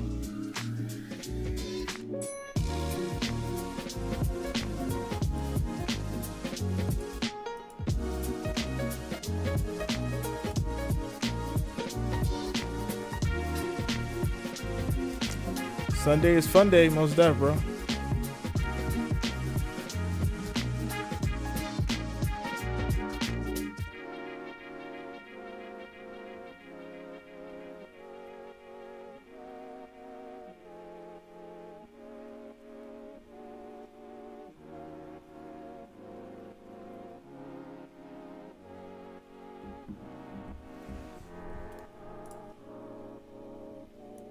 AT&T 5G SkyCam. Don't forget to check out the AT&T 5G SkyCast, streaming on the ESPN app and ESPN3. So Miami, Kirk, 4 red zone trips, Gotta pay them bills, 3 bro. field goals, and a blocked field goal. I don't know if Mario Cristobal uses analytics to help shape his game management decisions. I wonder what the odds for that game is. Three-pointer. I don't know. I mean, you settle for 3 again. You're down 8. So what you got to do is get a stop. Do what you haven't done all night. Score a touchdown. 9-point spread for the Bills Titans. Right. Minus 115 on the money line. 4 times inside the 29 plays, 8 yards, 3 field goals, no touchdowns, and very conservative 3rd down play calling in those red zone areas. They've run 30 plays in Aggie territory. They've run 22 more plays. Not quite App State-like, but they've won the possession keep-away battle. They've outgained A&M by 85 yards or so, and they're down because of the red zone. Yep. And the one now they're short relying touchdown on, drive set up by the Muff. Relying on Kevin Steele and his defense to come up with a stop, get the ball back. And then, like you said, it's something they've not been able to do all night. Get the ball in the end zone, and then for fun, get the 2-point conversion. To get to overtime. To get to overtime. Yeah, I mean, huge difference between 7 and 3. And even if they're not easy to convert on the Aggie defense, I think those decisions will be pondered in the 3:05. A-Chain, meanwhile, had a really effective start to this game. Line of scrimmage. Couple runs no after gain, halftime. second down. The quarterback of the defense, Corey Flagg, good job at diagnosing, working through some of those linemen, trying to get up to him and lowering the boom there. They're crowding this line of scrimmage, expecting run with the safeties and the backers. 24 Kinchins in there too. Corey Flagg, one of the Texans, who plays for the Canes here. A guy who, get this, hunts and then grills iguanas. Wow. Is kind of a I didn't know you could do Florida thing. Yeah. You can do it if you want to. Is that big down there? Not big, but it's done. Johnson from the pocket delivers, and the catch is made underneath by Lane, who's knocked down at the 30. You and That's Jan a are third down. doing that? There's so many other nice things to eat down there. I have not partaken in iguana. But they are a pest, though, I'll say that. How about that tackle in the open field? That's not an easy thing to do against Anais Smith. Is he an impressive athlete? He may end up as a linebacker before he's done, but he's a 6'5", 225 safety out of Fort Lauderdale. 5-star at a Heritage High School. Here's a big third down. Very big. Johnson across the middle. He just bounced the ball. Knocked down incomplete. After the throw. 3 and out. So the pressure was part of it. And Hurricanes get the ball back. But they'll have to punt. Took a page out of Vic Fangio, put 5 guys up there to create one-on-one opportunities to try to get that pressure. Somebody's got to win with those. Not necessarily a blitz, but it's 5 walked up to get the one-on-one chances, and it affects Max Johnson. Not a great throw that time on third down. So the Aggies don't burn much clock. A very quick drive, and they'll punt it back to Miami. Constantino, another booming punt, very high, and the fair catch is made by Stevenson. So Miami gets the ball back after 22. But still hanging around. 7:06 to go here in College Station.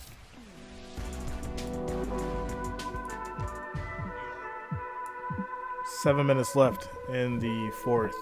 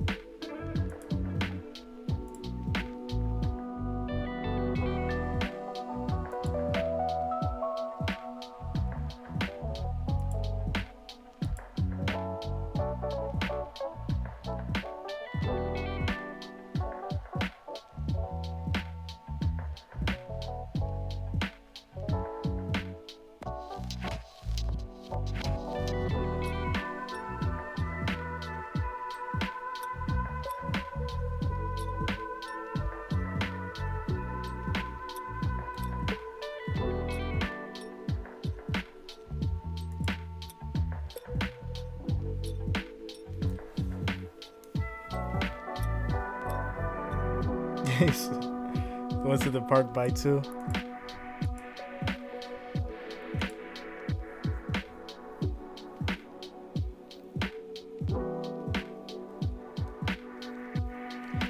Yo, this is about to be like the longest 7 minutes ever. I already know, yo.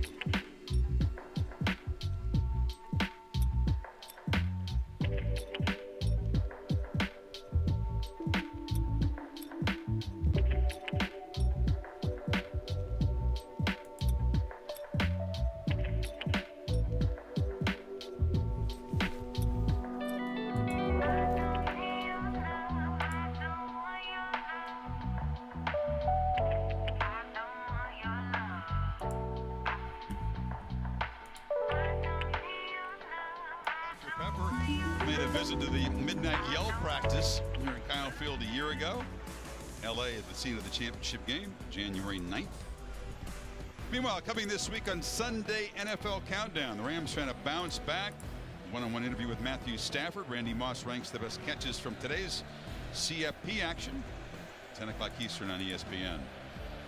So, Van Dyke and the Canes still in this thing. They need a touchdown this time, though, and a long throw and a catch made for a first down at the 44 by Keyshawn Smith. How about that line? That play took forever. He had about 4.5, 5 seconds to be able to make this throw. Make sure he got his arms underneath that. Looks like he did, but great protection there. Well, the crowd wants him to take a peek. They've already snapped the ball. Fisher used his one challenge earlier and it was unsuccessful. Canes did snap that, perhaps with this replay in mind. Let's see. Looks like it's squeezed through Really, and you hit think the that ground. slid through there? Think they got away with one? They may have gotten away with one there. But it looks like he did get his arms down. Initially. Like it squeezed through. Might have gone through, yeah. They didn't buzz down quickly, and Miami was pretty shrewd to run a play fast.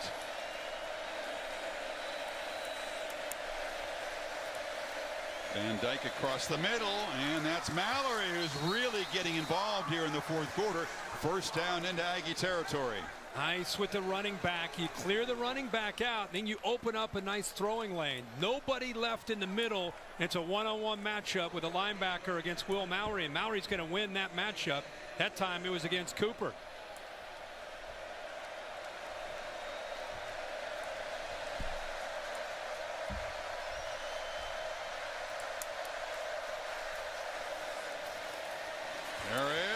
Trying to get to the edge. Parrish. Flag down. It's a couple yards. There was a flag down. It was as he was being pursued. Holding. Offense number 85. 10-yard penalty. First down. You got Mallory on the hold. He was guilty of one last week as well. Got a out hold against Anderson. Looks like he got a hold of his face mask. Lassoed him there. Grabbed onto the jersey. And that's costly. And spot foul moves the ball all the way back to the Miami 43. See Diggs there.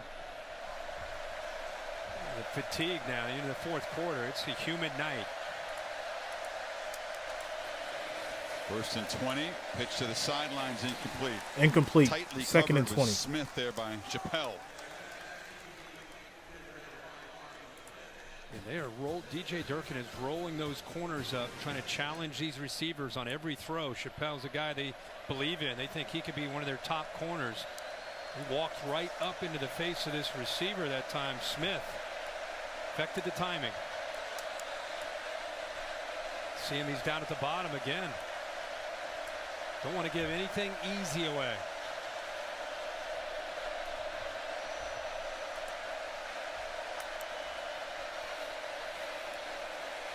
Another long throw, catch made, and a flag comes in again in the holding zone. Michael Redding made the catch, but Jeff Heiser has more bad news for Miami. Holding. Offense number 60. 10-yard penalty.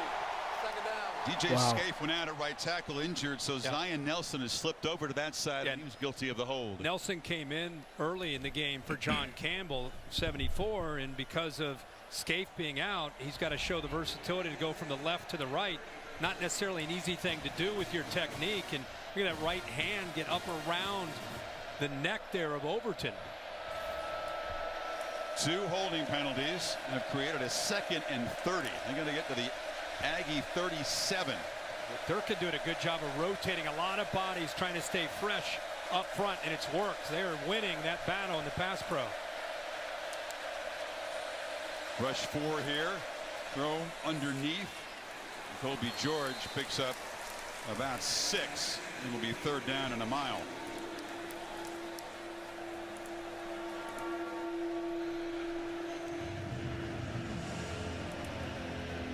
And they can do without Antonio Johnson. You talked about guys digging deep, stepping up and playing a role.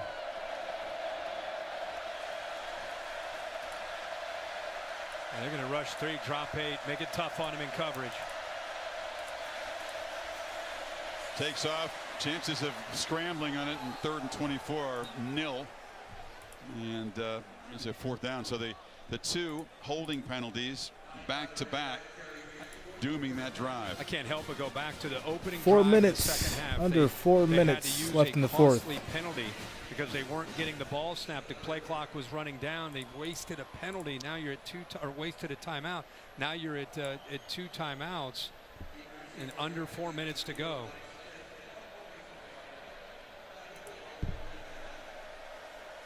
And they're really working the clock here. Yeah, no urgency to punt it away. Not sure what's going on here. Boy, Headley just thumps it deep and see if the Miami coverage team can corral it. They do, and Texas is going to be at their 1. Flag down line of scrimmage far side of the field, so we'll see if maybe they took off too soon. Could be an illegal formation.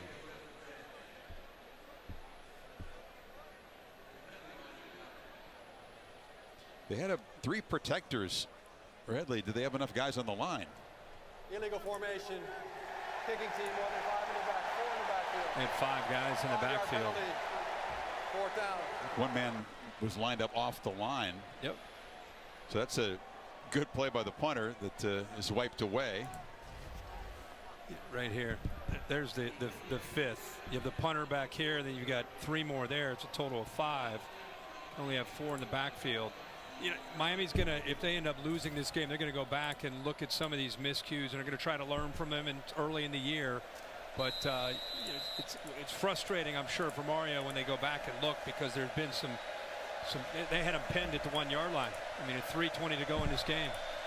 Yeah, negated a 55-yard punt. Let's see what Headley can do with another chance. It's another good kick, very high, and it's bobbled.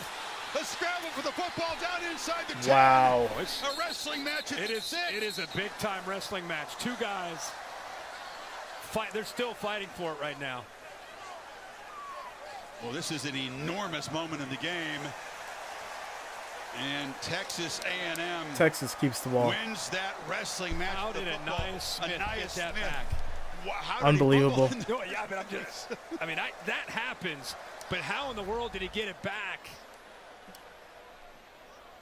This ball right there, you're thinking Miami's got it right there, but Anaya Smith gets on top of it for the Aggies and saves them. Wow. That could have been bad.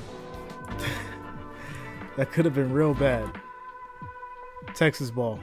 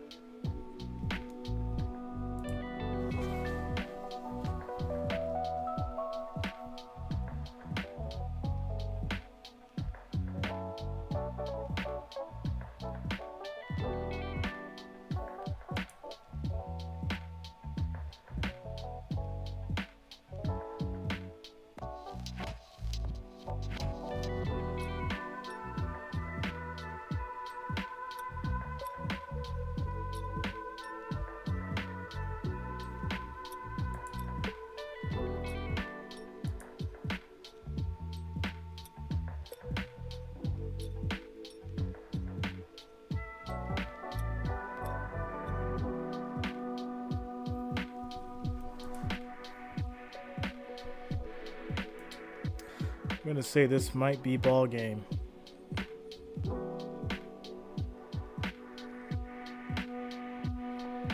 It might be. 3 minutes left. Texas 1st and 10. They get a couple first downs. This is over.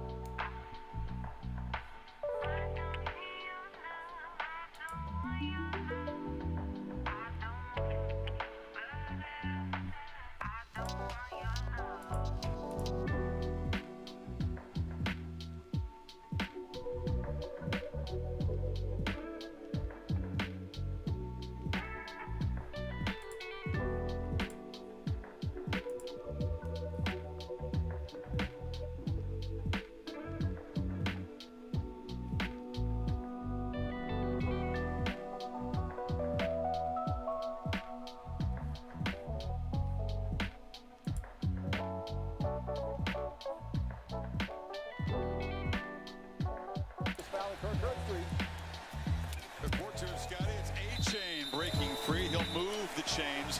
What a heart-in-mouth moment for Aggie land here. Anaya Smith somehow chooses to field that punt, not fair catch it, not let it bounce in the end zone, muffs it, and then wins a wrestling match with Porter to maintain possession. Not probably a great decision to try to bring it in, but this guy's a veteran. I mean, he's reliable, right? If you can't trust him, you can't trust anybody on your team. Made a mistake. What you love is the way he didn't give up on it, fought back and showed that toughness, those strong hands to be able to bring that ball back. So now the Aggies would love to just chew on clock and run this game out. A-Chain tries to get back to the line of scrimmage, and he'll get about a yard of it. Cristobal a couple of timeouts to work with here. Doesn't spend one here. He's going to try to hold these 2 timeouts, and really it comes down to this series right here, this sequence of plays. They'll get out of here if they do hold this lead with the hard-earned W. It'll ease some of the tension in this area. They're not going to get too excited about the offense out of this game. It's 268 yards. Max Johnson 10 for 20, made some clutch throws in the second half, made some plays with his legs. Sure did. The defense, terribly shorthanded, has risen up. They've been on the field a lot more than they'd like. And now A-Chain's going to be again knocked down behind the line of scrimmage. Now the timeout will be spent with 1:26. 12. Quick word from Cheez-It. I feel the cheesiest, but the chain puts the extra cheese on the 3rd and 12. It's here. Look at this. It's the cheesiest chain. This is the cheesiest day of my life. Cheese. Chain has earned his 88 yards. Now it's 3rd and 12. What do you call it? I guess it depends on the lens and how you want to look at it. The fans at home want to look at it. You could say, well, the offenses have been that great. But I'll tell you what, man, for Kevin Steele coming into Miami as a new defensive coordinator, DJ Durkin coming into Texas A&M as a new defensive coordinator, and the season will play out and we'll see. But you got to like the way these defenses are playing on both sides of the football early in the year. And learning a new scheme. In DJ Durkin's case, he's got a depleted secondary. He's playing with guys he probably didn't expect to play tonight. But all in all, everybody's holding up and playing pretty good. So I think it's a combo. The offense is trying to find themselves, but the defenses are balling tonight, playing great. Absolutely. No doubt. And a lot of guys on the A&M side being pressed into duty. They've got their jumbo package backfield. So 3rd and 12. Ran over in Johnson. You're going to throw this, you're going to run it and make them use that last timeout. Well, this is their short yardage. It's going to be a run. You're going to make them spend the timeout, Coach. But I mean, you could play action, of course, with Jimbo. You never know, but he decides to make Mario use that last timeout. 1:25 left. So now you're going to get the ball back out of timeouts with a little over a minute to go. Yeah, it's been interesting. I mean, he's been relying on his defense. I mean, special teams mistakes. A normally reliable kicker in Borregales that left 6 points on the field. One long one he missed. The other one was blocked. But, you know, to hang around on the road and now ask your offense to come up with some big plays in the final minute and a half to win it. I mean, you're always going to be second guessed when things don't work out. The bottom line is, at least you've given yourself a chance here in this fourth quarter to potentially get this game into overtime. Now, again, it's going to be a challenge. You got a quarterback that can throw it. I'm not worried about Van Dyke. You're worried about, can the receivers get some separation? Can they get open and give them a chance? And can the line protect when it's an obvious passing situation? Can Constantino continue his brilliant punting? Tyreek Stevenson, whose muff did set up A&M's first score, would love a chance to create something here as a returner if the Aussie gives him a chance. Lefty boot is high. Stevenson, no fair catch, has some space for a second, and then they close down and hammer him. And Miami will begin from the 43. Minute 16. Minute 16, no timeouts. Yeah, good field position. Jay, I think pretty good field position. I think the Hurricanes are going to kill this. And they're going to have kill to do this spread, they bro. haven't done all night. I think they're going to kill the spread. In the end zone. They've been moving the ball. I think old boy made the right decision taking that 250. Because they're about to kill the spread. I can already tell. Can they put it in the end zone when it matters most? Tyreek Chappelle is back in at corner. Van Dyke looks to his left, makes a throw to the sidelines, and it's Brashard Smith who makes a man miss and scoots for a first down into Aggie territory. Pretty good job there, being able to get around the true freshman Jared Kerr. Lexington High School in Texas, able to get around him with his speed and get out of bounds, most importantly. Good positive gain there but for Van Dyke on first play of this drive.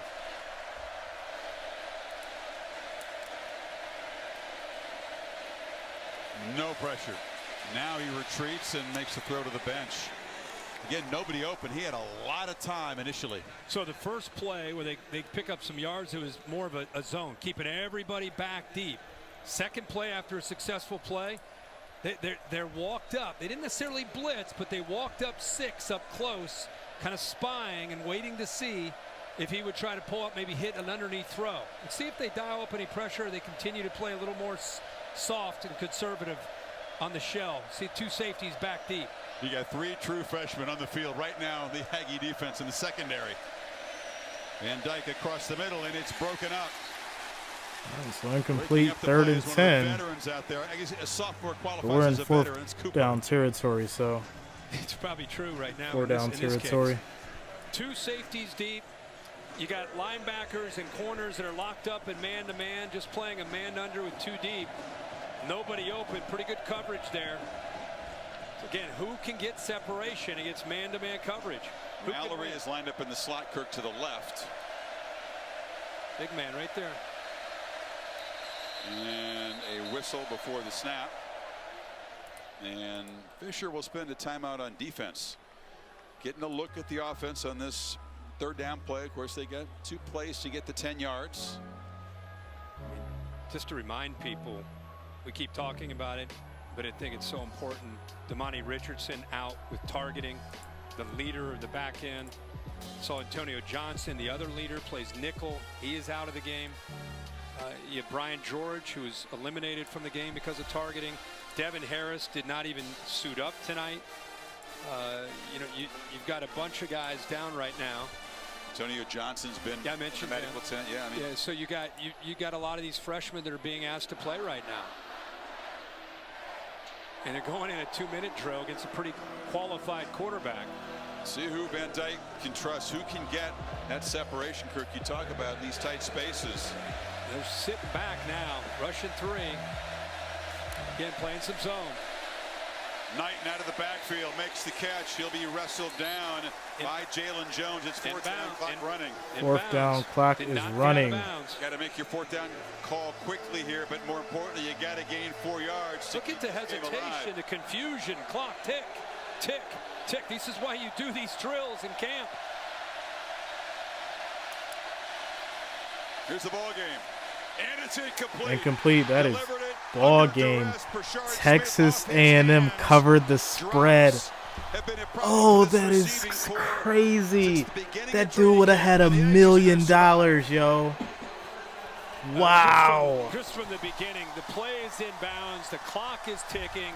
There's hesitation. There's confusion. Is crazy. Here's the route right here. It's actually a pretty good route. The ball is already out. Van Dyke does his job. Look where the ball hits him. Right in the face mask. Ball couldn't have not been thrown any better.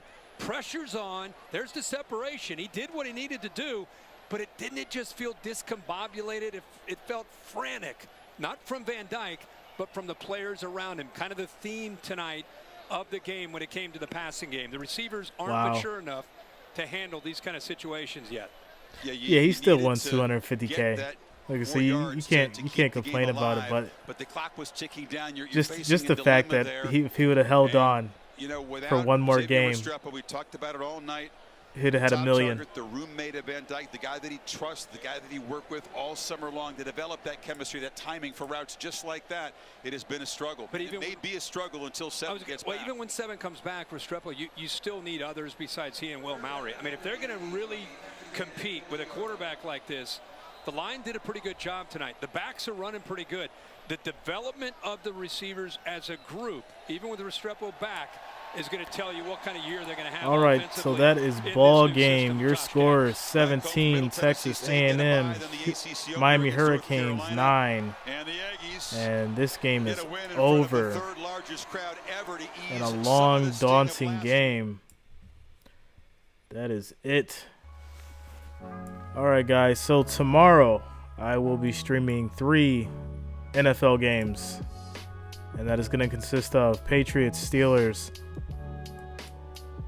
Bengals, Cowboys, Bears, Packers, and then, of course, Monday Night Football, Bills and Titans. Make sure you have subscribed so that you will be updated when I go live. And I'll see you guys then. I'm going to go ahead and put up the stream links tonight, so that's done, so I don't got to worry about it in the morning. Super tired, though. I'm beat. It's 12:30 here. I'm in New York. It's been a long day.